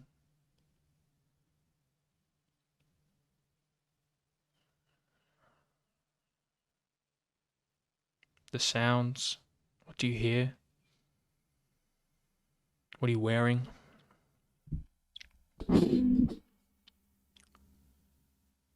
What are you looking at? Who are you with? What do you say?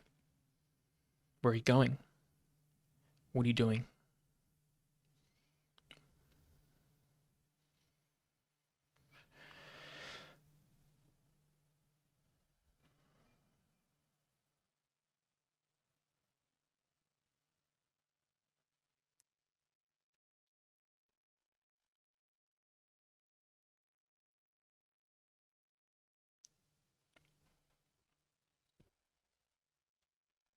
Okay, let's come back out.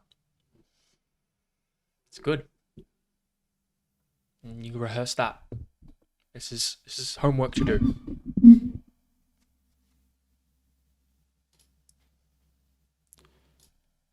Watch this. Those who were in here setting up last night or yesterday evening, I came here with my crew and we rehearsed the entrance, and I did it probably about 4 times or 5 times, and I did the whole walkout and I visualized everything, and I did the whole prep point thing, and I stepped in the cage and I cleaned the space, and I did that about 4 or 5 times, and I also did the win, the victory, like just visualizing it, and I imagined the whole place lit up with people and loud cheerings and boos and people by the side what they're saying to you, and just practicing it. And amazingly, when I got to the prep point again before the walkout, it just felt even more dangerous. There's levels to this shit, man. It just felt like, man, I just did this shit yesterday, which I did. So I was so relaxed. You saw me doing the Carlton when he was coming out. That was a nice song. I like that track. I was relaxed and I could just see he was too tense. But some people like to be that way when they fight. That's cool. I just like to flow. I like to have fun with it. Another example, I like to flow, I like to be relaxed. But he saw it in his mind, every detail.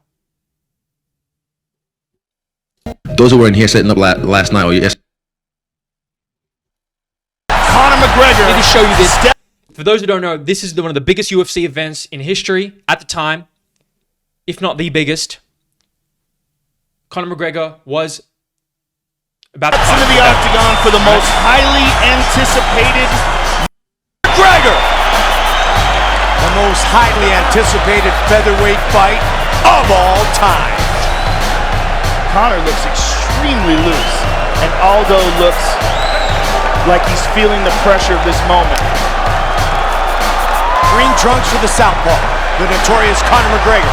Black trunks for the champion, Jose Aldo Jr. Conor relaxed and smiling. Oh! Is the new UFC featherweight champion of the world! Oh, unbelievable! Conor McGregor. Watch. You know what's even more genius?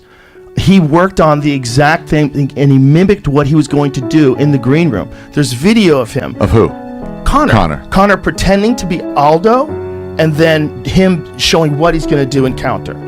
He does the exact move in the green room, knowing, in the dressing room, knowing that that's going to be the fight. If you can see it here and you have the courage enough to speak it, it will happen.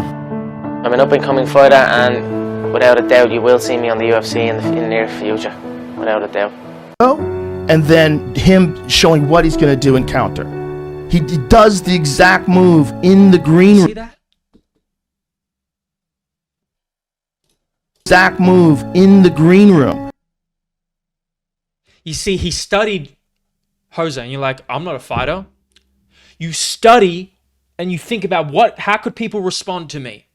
What are they going to say to me? You know that time when you like, oh man, you think of a comeback like an hour later, like I wish I said that. It's like, damn, fuck. You'll have that, right? It's like, damn it, I wish I'd said that witty thing. I embarrassed myself. Well, you know you can prepare for that, right? You think about all the way things people can say and how you can respond, and then you do this. That's what that is. Connor's preparing. He's like, he studied the film, he studied the tape, he saw what Jose likes to start his fights, and then bang, he slept him. You know what's even more genius? Power of visualization. Let me show you this. It's a great video. This is what he said after the fight. It's like, Connor, how'd you do that? I was asking you on Thursday about his right hand. Yeah. Can I tell you what you told me? I said his right hand would get him into trouble. It's the shot I predicted. I said he'd overload on his right hand. I said I'd slip. I said I'd bang the left hook, and that's what happened. Now notice how he didn't just say, I saw myself winning this fight, but talks about seeing specific sequences in his mind. How do you do that? How do you predict these if things? you can see it here, and you have the courage enough to speak it, it will happen. So I see these shots, I see these sequences, and I don't shy away from them. We can all use this strategy for almost anything. Whether it's an important sales call, a negotiation, or just a first date, you can go through and imagine potential twists that the event could take and imagine what your perfect response would be. When it happens in reality, it may go one of any different way. But by imagining yourself handling it perfectly in different variations, you prepare yourself to rock it no matter how it plays out.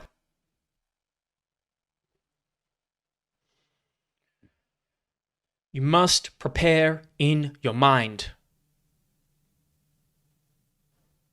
That's when the practice begins. In your mind. You must tell people you care about the same thing. Every boxing analyst is saying Conor McGregor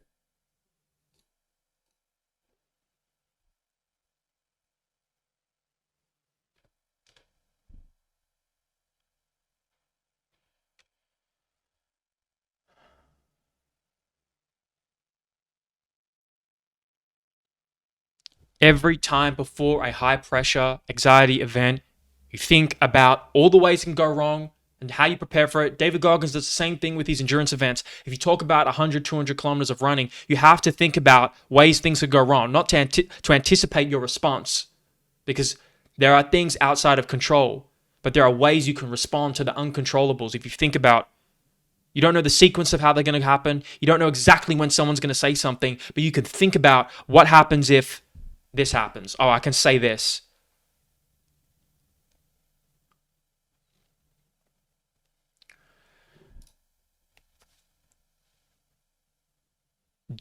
This is it right here. This is the last thing, and this is it. This is how this mind control is the whole reason this workshop exists, and this is, I leave the best till last. Do we need a minute? Put your thumbs up if you want it, or just step away. You have 1 minute. You jump up. Quick! I'm gonna even stand up. Shout out to the standing desk. Does anybody visualize currently? Yeah, speak to me.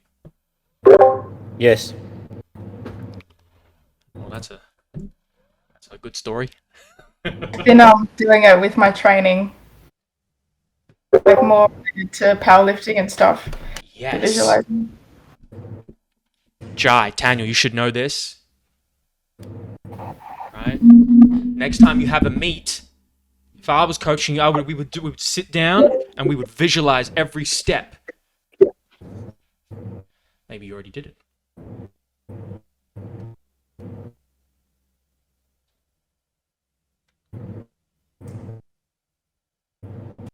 Sorry, Luke, you wanted to say, like, how do you visualize?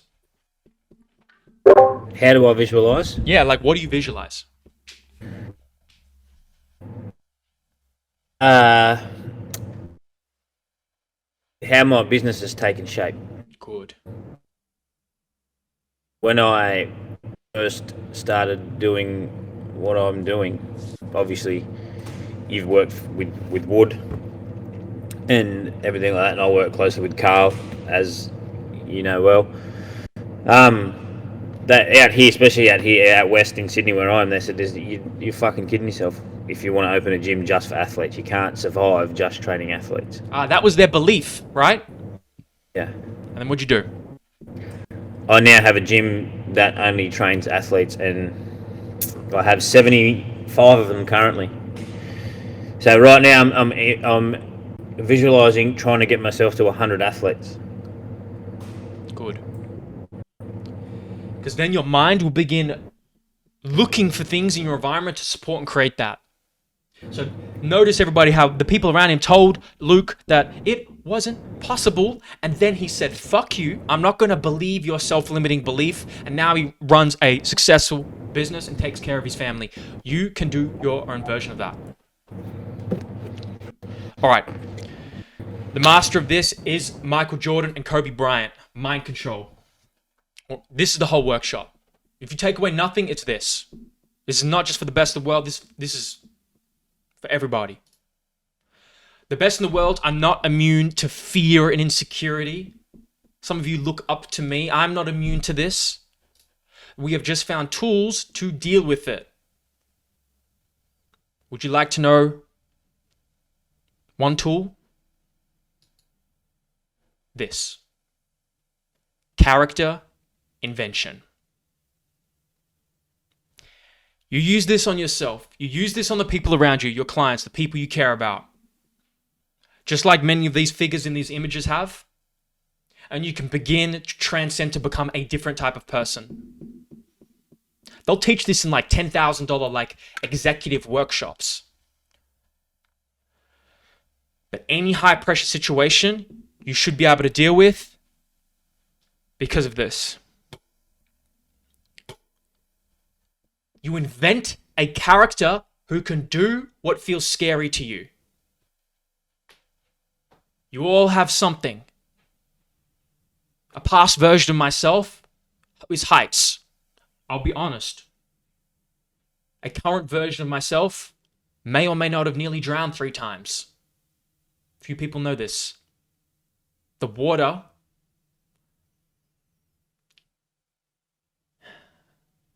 is something I will master in the future. And I will need to use this. The character performs outside of your comfort zone.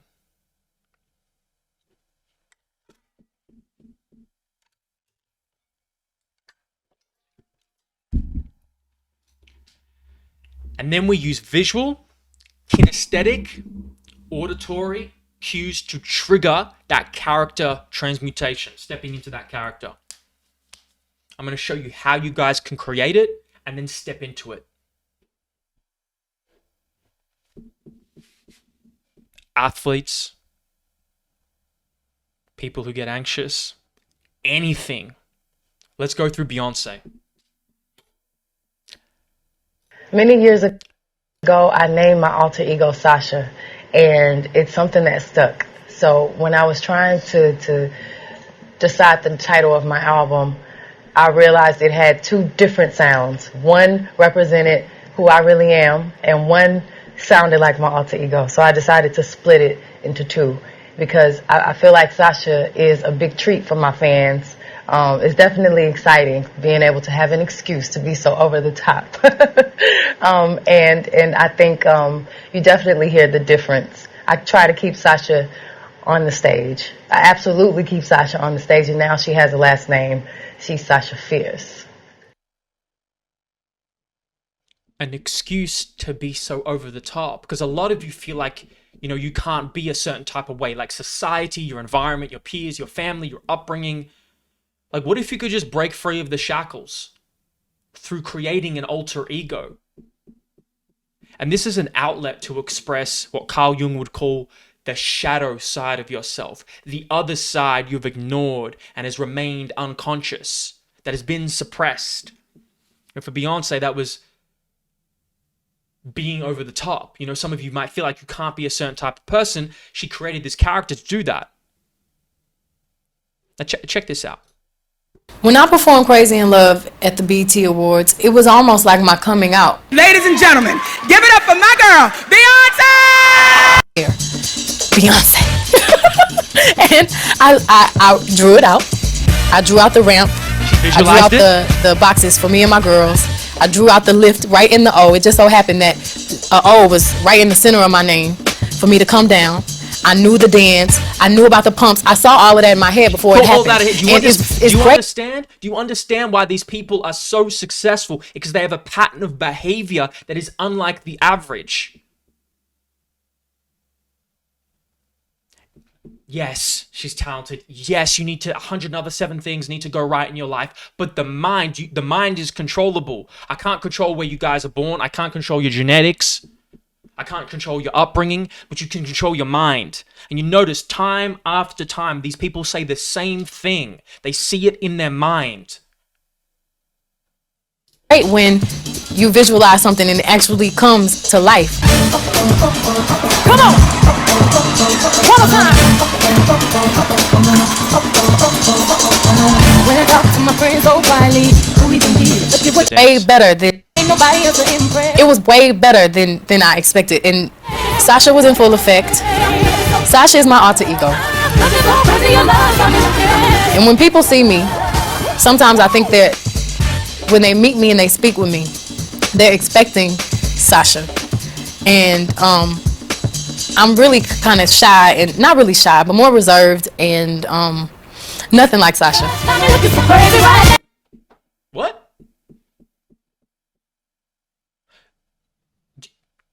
Okay, you see Beyonce perform. You watch her like, wow, physical presence, power, dominance, like confidence, owns the stage. But it's not real. It's a character. Like a video game. So there's 2 people. There's Beyonce Knowles and there's Sasha Fierce. You all have one person right now. That's your name, your current identity. You need to have 2. An alter ego that you step into for when you need to perform at your highest levels in your life. To step outside of yourself, you need to create another identity. I want you to start thinking about what that could be. When I performed Crazy in Love Many years at the ago. BET, She could be ultra confident, that the world thinks she is, where she's really not. Really, she's different when she's just at home. So the version of you who has all your normal insecurities, worries, and self-doubts, that person, they look up, they marvel at what this character can do.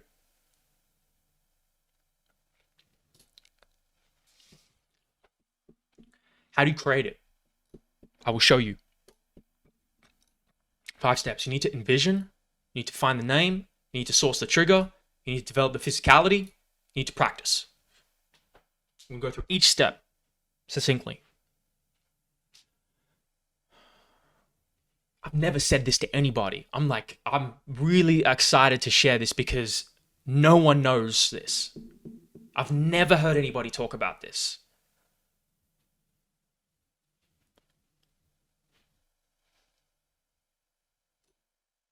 One, be the hero in your own movie. See the emojis? You want to write now. Who is the character, the person or people you admire greatly for their strong qualities?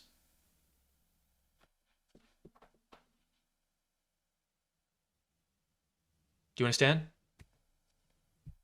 Watch what people do, not what they say. Let the character have a personality. You can borrow from fiction, history, heroes, it doesn't matter. I got some examples here. Hercules, Neo, your grandparent, Cleopatra, Leonidas, Marilyn Monroe, a pro athlete, a musician. Write some down now. Write some down.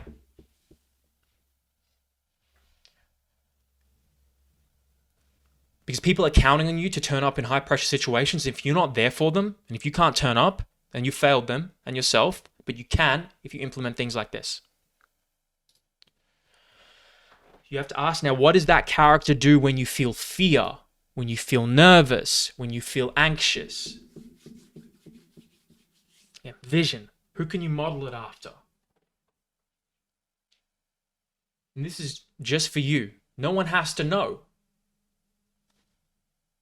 Unless you want to share.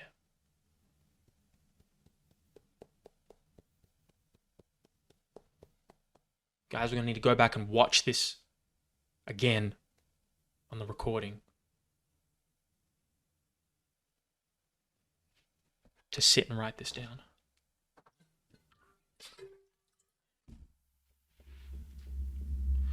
And feel free to share. Just you don't have to tell me the character itself, but who are you inspired by? Maybe write a message. Let me know. Have a voice. Sandals, I'm really sorry, mate. I got a boot. I'm going to catch the rest of this in the private link. Yes, you but will. I really do appreciate it. Thank you. Welcome, my friend. Who's the character?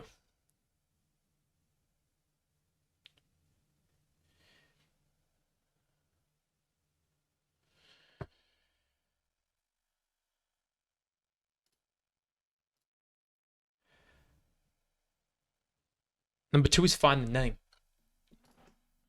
All great characters have names. Who's yours? So what do you call your Sasha Fierce? You gotta give it a badass name. Someone that represents your values, your character, brings it to life. Doesn't have to be perfect. What's the name? Maybe you know it, maybe you're like, I don't know it, you gotta think about it.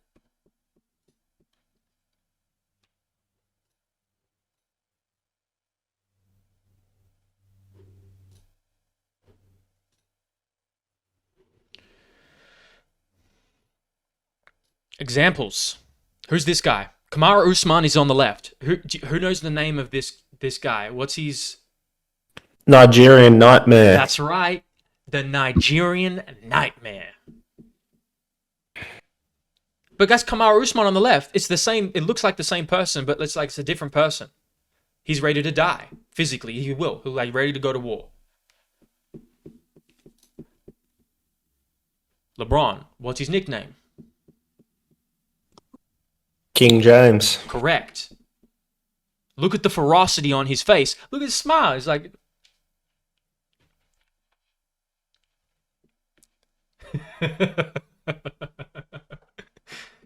But you're not fucking with King James. Kobe Bryant. Look at Kobe on the left, though. Family man. Father of many. Rest in peace. Is Kobe right there? Father to daughters, a husband, an entrepreneur, a mogul. Who's he on the right? The Black Mamba. Killer. Because a Black Mamba is a killer. Now, this GIF image is Matt Barnes from the Orlando Magic. He is pump faking the ball in Kobe's face, and look what Kobe does. He doesn't even flinch. Doesn't even flinch. Kobe on the left might have flinched. But the Black Mamba, he's in his zone. He's unaffected by his external circumstances. And that was a moment that just solidified Kobe's mind as like one of the greatest. So there's some examples. I'm giving you some more. Rampage, Tank, the Korean Zombie, Stylebender, Darth. Musicians, Yeezy, Hova, MJ, The King, Madam X. The Big Diesel. The Big Aristotle. Shaquille O'Neal impersonation. Not a very good one. The Iceman, Dr. J, the Black Mamba, obviously. Right? So you have these examples that you can pull from. And what's yours? It needs a name. Whether you find it now in this moment, or it comes to you later, or you need to sit after and journal about it.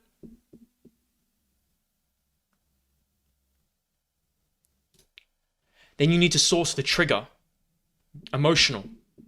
The action, moment, and cue that steps into your character. Beyonce's when she puts those stilettos on before she goes on stage. Maybe put that weight belt on before you go for a lift. Or you put your jersey on. Or you put a piece of clothing on. Maybe it's a suit. Maybe it's a shirt. Maybe it's a dress. Maybe it's makeup. Maybe it's jewelry. You have a symbolic cue and trigger. Maybe it's when you put cologne or perfume on. What's the trigger? What's the cue?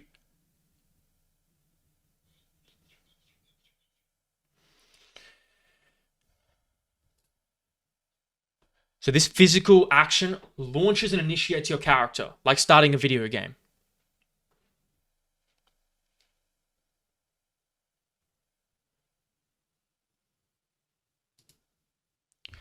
And then you got to develop the physicality, the swagger.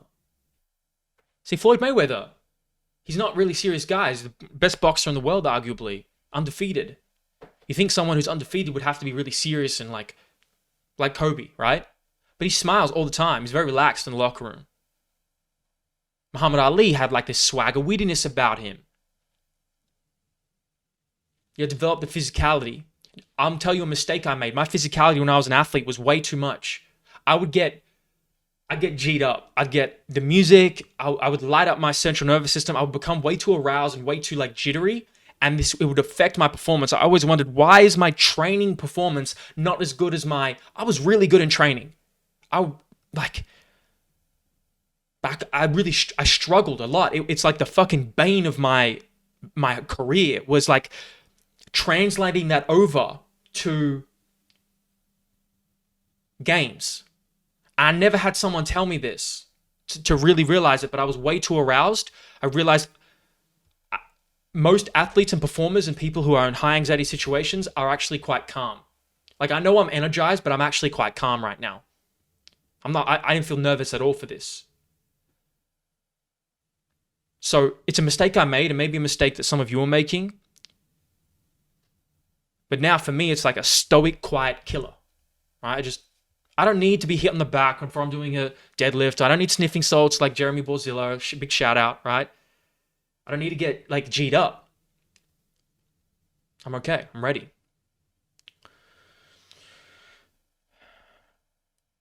And I'll tell you, one of the best performances I've ever had in my career is so funny. It was after we did this 3K time trial. Like, really fatigued physically I was. I pushed it, and I was a good athlete. And then we went to play a scrimmage. I scored more points than I'd ever scored in my career. In that scrimmage, I wasn't thinking. I was calm. My body was tired. I was relaxed. It's like, I didn't realize at the time I needed to keep doing that. So you have to see how your character feels in your body. It has a specific posture, a walk, a way you hold yourself in space. For me, you don't need to talk to me. I'm good. Just let me be. When you have performed, you gotta think, when have you performed and showed up the best in your life mentally? Like, when have you felt the best performance in any realm of human endeavor? Like, tap into that. What have you been doing? You need to ask yourself that question. Is it calm, energized, braggadocious, serious, playful? Look at the physicality of Israel Adesanya. He's like literally animalistic walking into the ring. There's a physicality there.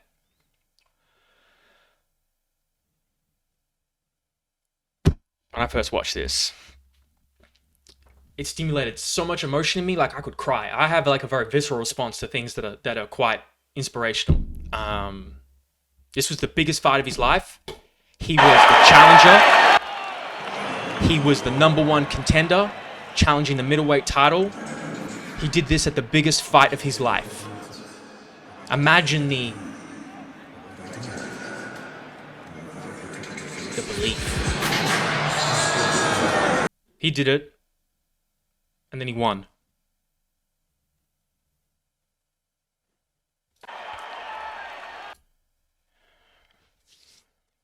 And then you just need to do this. You need to practice it.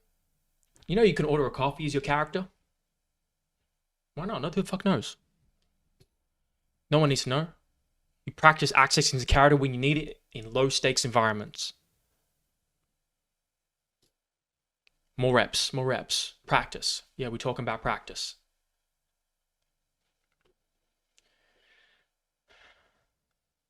There's the opportunity to step into that character anytime. And eventually the capabilities of your character become a part of you.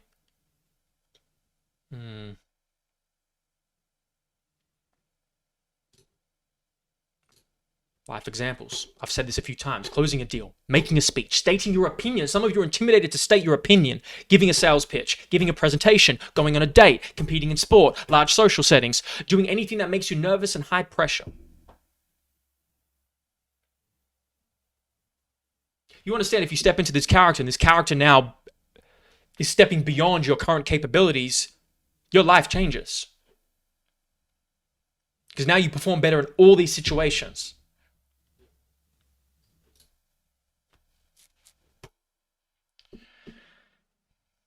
And we will close here. How do you step in?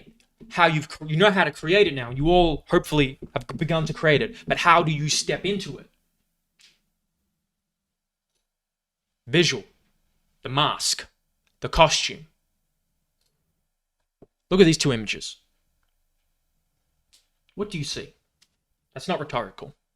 What do you see the difference?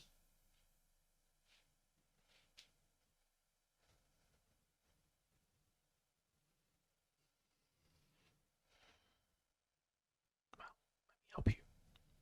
The left is feminine, it's soft, eye gaze, it's seductive, it's simple. The right is fierce. Like, look at that, look at the expression, the makeup, her eyes are piercing. She looks powerful, she looks confident. Sasha Fierce is on the right, Beyonce's on the left. This is the utility of makeup, females, ladies. This is... Guys even want to wear makeup. Males used to wear makeup. It's not in anymore. There's certain types of people. Makeup, clothing, the mask. You become a different person. It's why do you think a lot of females feel more people feel more confident when they put makeup on? There's a reason for it. They're stepping into a different person. You do this already. You just haven't actualized it into entirely another character. But you should, and you can, and you will. Example, what about the suit? What about the tattoos? What about the costume? How much better do you all feel when you're in a nice dress or in a suit? You step into another version of you. You feel different. So use that for high pressure anxiety situations. The details matter. I think James Bond's insecure and anxious, and he found a way to deal with it. The next is the kinesthetic. You saw Israel Adesanya do this with the dance. You have the visual, you have the costume, now you have the physicality. LeBron, you don't need something as overt as this. I'm just showing you an example. It's a physical ritual that you're going to do to step into the character. It can be like stroking or kissing a necklace or a piece of jewelry. It can be dropping your head, bowing your head, and taking a sequence of breaths. It could be like really fast eye blinks, like just kind of switch on a new person. Whatever. You need something to step into it kinesthetically. It could be like pre-game routines, bang, bang, dapping up, like handshakes and things like that. Could be with yourself, like you tap, like it could be. But like once you do that, you are a different person. You commit to that. It could be... It's from Gladiator. It could be as subtle as this. Grabbing the dirt, putting it in your hands. We who are about to die, salute you.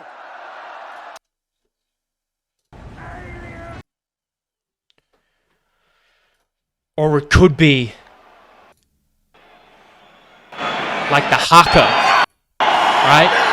Why do you think there's one of the best teams, rugby teams in the world?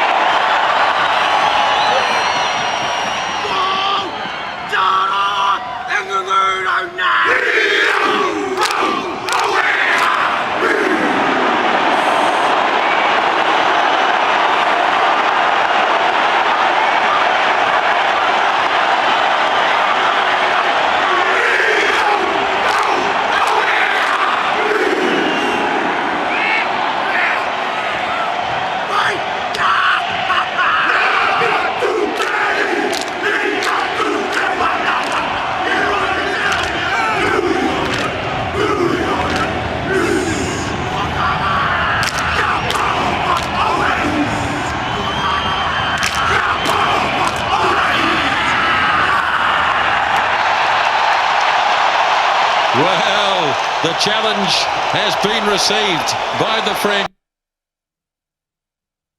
You all do this when you yell or grunt to G yourself up when you're training. You don't need an elaborate haka. I mean, you can. I love that. It's another level. These guys are on another level of like how serious they take this stepping into another character to perform at a very high level. The higher level you have, the greater importance this becomes, but this can just be in day to day. Again, it can just be subtle things that you can do. And next is auditory, the song. You use music, sound. That could be a cue. And what's your walkout song? You know what Kobe's is? Kobe's is wild. We'll finish here. Competitive, and what if this is like, you're too much, this is us, you know, it's like, oh my gosh, what if they think I'm crazy? What if they think I'm over? You hear that? Like, what if, like, judgment? Some of you are afraid of judgment. What if they think I'm this, I'm that? We are so worried about what other people think about us, you know, it's like, oh my gosh, what if they think I'm crazy? What if they think I'm over obsessive or competitive? And what if this is like, you're too much, this is just not healthy for you to be thinking this way, right? Yeah. How did you get your mindset into this alter ego to be comfortable being Black Mamba? Like, how did that happen? It's a good separation for me, you know, emotionally, to be able to put myself in a place where at practice or when I'm training or during games, I switch my mind to something else. I switch my mode into something else, right? For me, it's the equivalent of Maximus Decimus Meridius in Gladiator picking up the dirt, smelling the dirt. It's go time, right? So that was my mental switch. It was like an actor getting ready for a film. You got to put yourself in that cage. When you're in that cage, you are that character. And then when you leave there, it's something completely different. But when I'm in that cage, bro, don't fucking touch me. Don't talk to me. Just leave me alone. There used to be certain games, like, for like certain key games. I don't think I've ever said this before. This kind of makes me seem very psychotic, but whatever. I used to play the Halloween theme song over and over and over in my headphones. Pre-game. Seriously. Seriously. And it was important that it was Michael Myers because the mask itself was void of emotion. Void of emotion. Has nothing to do with pressure, has nothing to do with hype, has nothing to do with camaraderie. It's stone cold killer. And I would listen to that song over and over and over again. That's when you know you better run, because that's what a lot of people did. Yeah, it's started coming out. You know, it's gonna be a tough night. Story.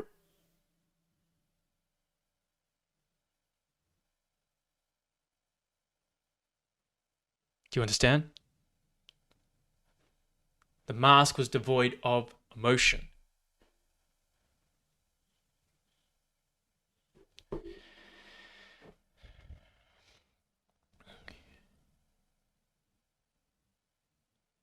And this can be even when you're like in your job, in your profession. You want to do an excellent job in your profession.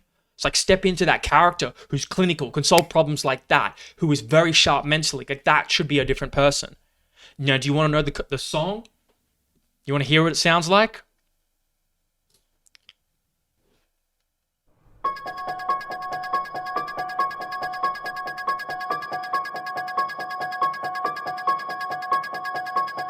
Imagine you're going to play against Kobe Bryant or someone who has this type of mindset.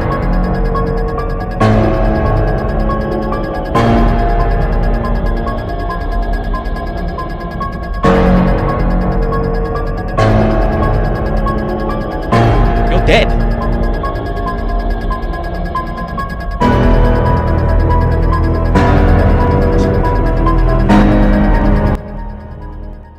So you know what I did?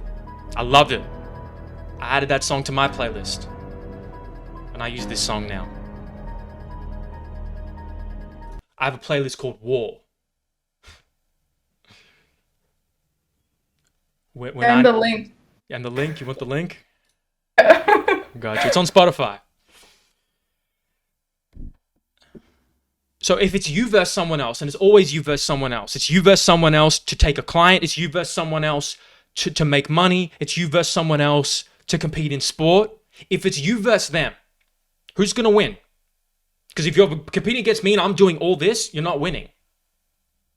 But if you're competing against someone else and you're doing all this and they're not doing any or most of this, you're winning. Up here, it's already won.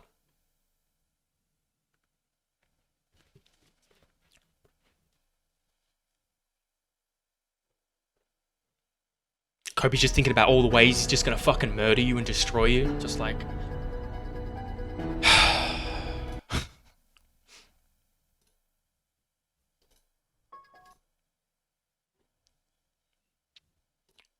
So I'll leave you with this. This is the last thing. I'll leave you with this. Everything is created twice. Everything is created twice. First in the mind,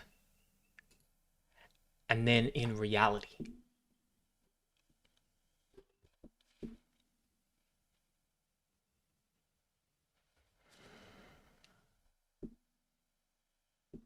If you see it,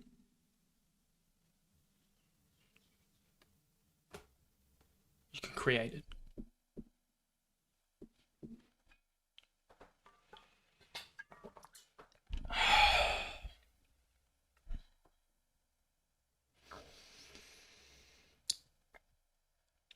That's it. If you implement that and download that immediately after this call, some of you weren't able to finish some of this stuff. Don't look at your phone. Capitalize off the momentum. You're in a zone. Right. Finish the task. Because some of you I won't be able to ever follow up on. Do it. Finish it while you're still in that mental zone.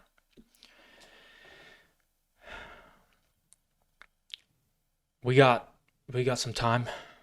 We got 7 minutes. If you guys, the floor's open to you. If you guys want to share the character or even some of the inspiration behind the character, any questions, any thoughts, any feedback, I'd love to hear it.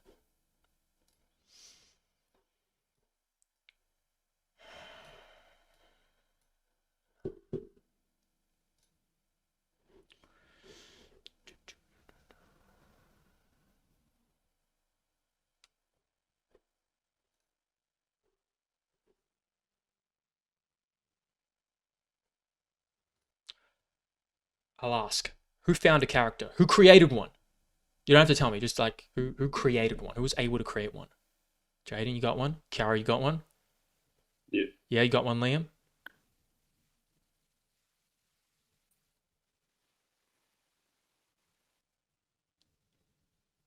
Do any of you want to share it? You don't have to. It can be personal, it's fine. No, it's fine. I got you, bro. I see you, Jay. Yeah, I'll share mine. Please. I know, the thing of the name and stuff, but I think just it's of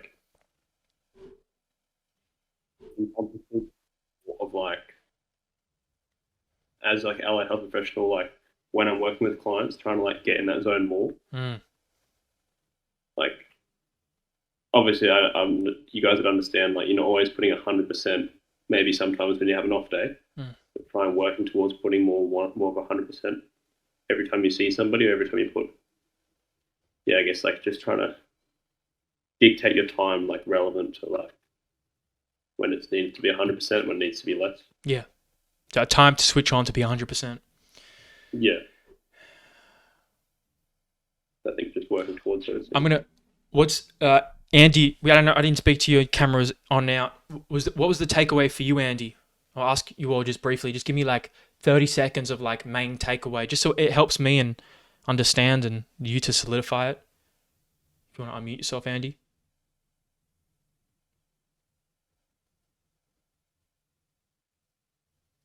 I think Andy's on a different planet. What about, I haven't spoke to you, Brent. What was your biggest takeaway? Mute. To me, it was definitely the take positive reinforcement in the way you talk to yourself. Yeah. I think that's an area that I'm definitely lacking. For sure. So it was huge.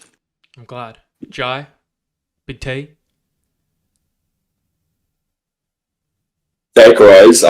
I haven't created a full character for myself. I feel like a couple of things that I probably have to think about, ruminate on. Yes. But a big thing would just being more outspoken as opposed to just worrying about, speaking your mind whether it's at work or just in general. I guess naturally a bit more of a reserved personality, so it's easy to kind of not say how you really feel out of like fear of, you know, making someone feel a certain way. And I think that's a big facet of the character that I'd want to kind of like encapsulate. Oh, nice. It's like he's so confident. He's not supplicating, or he's not dropping himself down to anybody.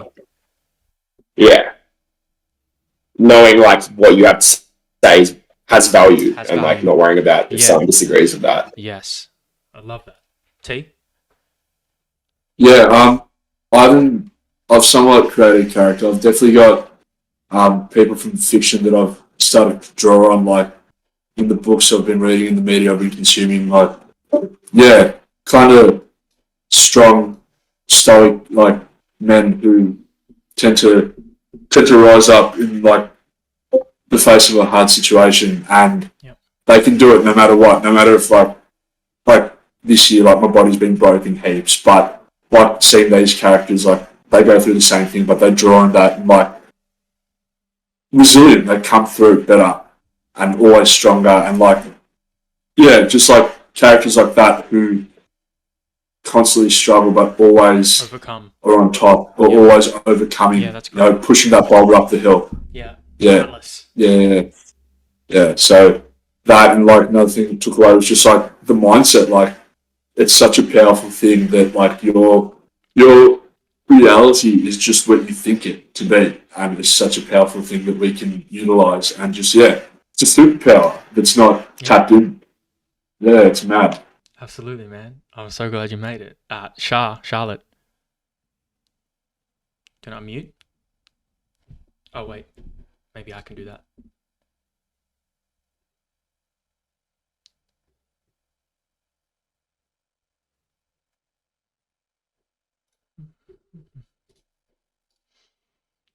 There. You are free. Is it working? Yes, it's working. Please. I thought it was your fault the whole time. No, I did it later. Tell me, what was a big takeaway? It was amazing. Literally at one point I was crying. Like, to be honest. Yeah. Oh, my God. It was the part where you said you believe in like a higher power, and we believe in all this stuff we can't see. Like, why can't you believe in yourself? And I was just like, oh my God. Like, that just really got my heartstrings there. Like, struggling a lot with self-confidence and everything. And then thinking about my character, there are so many times where I do step into this person and I don't recognize how I got there. Like, there are days where I'm more confident, there are days where I'm less confident, and just recognizing what makes me confident is what I wear, if I have makeup on, if I'm like hanging around with amazing people, you know, what I'm listening to. I do have a playlist called Boss Bitch Energy, and and it's all like Doja Cat and Beyonce, and you know, there's even Kendrick Lamar in there, and all these amazing icons that just make me feel better about myself. Amazing. When I was younger and used to go out, I would step into this alter ego in the club, and her name was Chloe, like, you know, amazing name.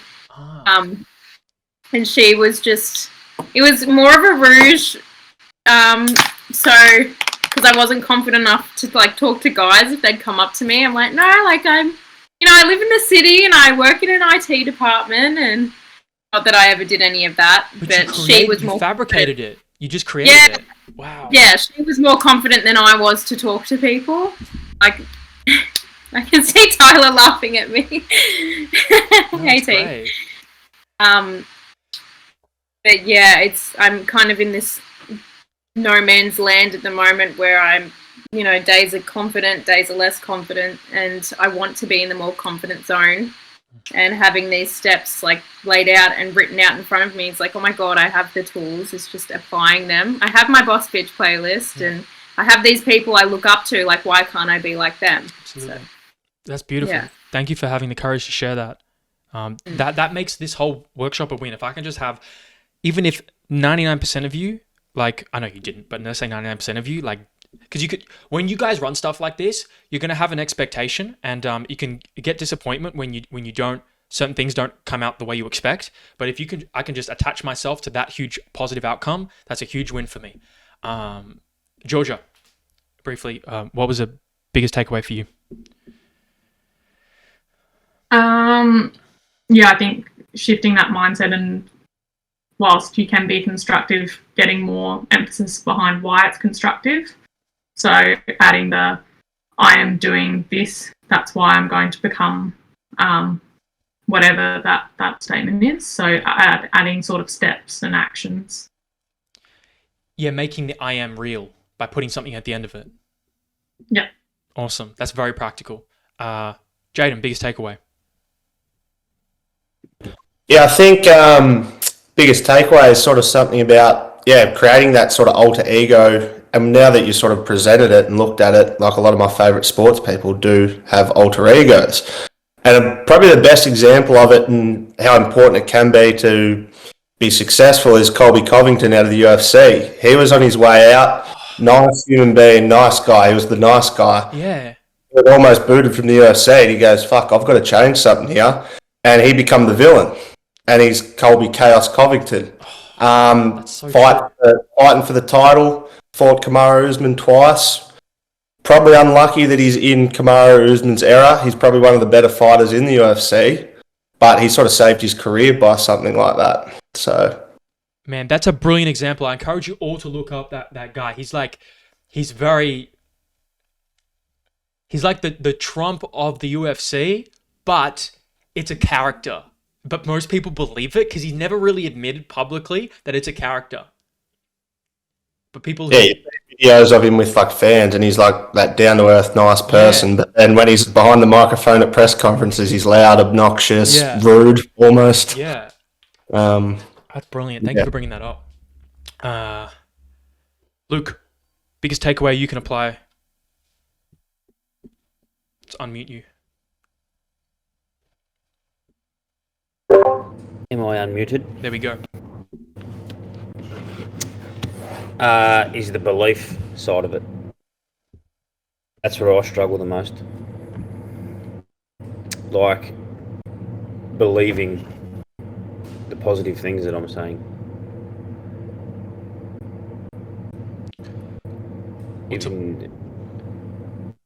When I do talk positive and I use the affirmations, and it's almost like I'm trying to convince myself.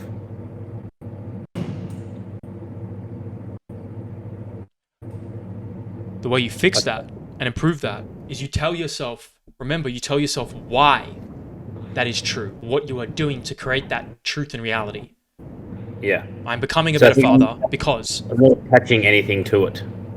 As where you said you have to attach something that's tangible to you to it. I don't do that. Now you will, and now you do. Correct. And we'll talk about that in our check-ins.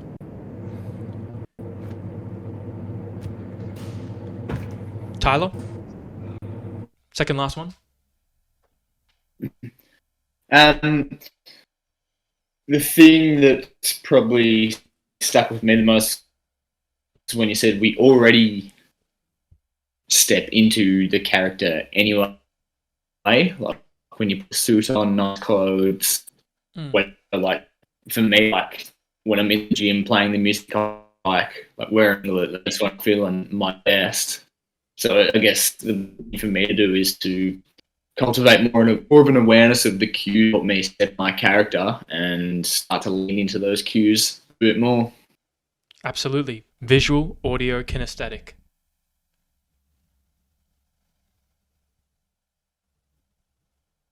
Last one's Kiara and Christian.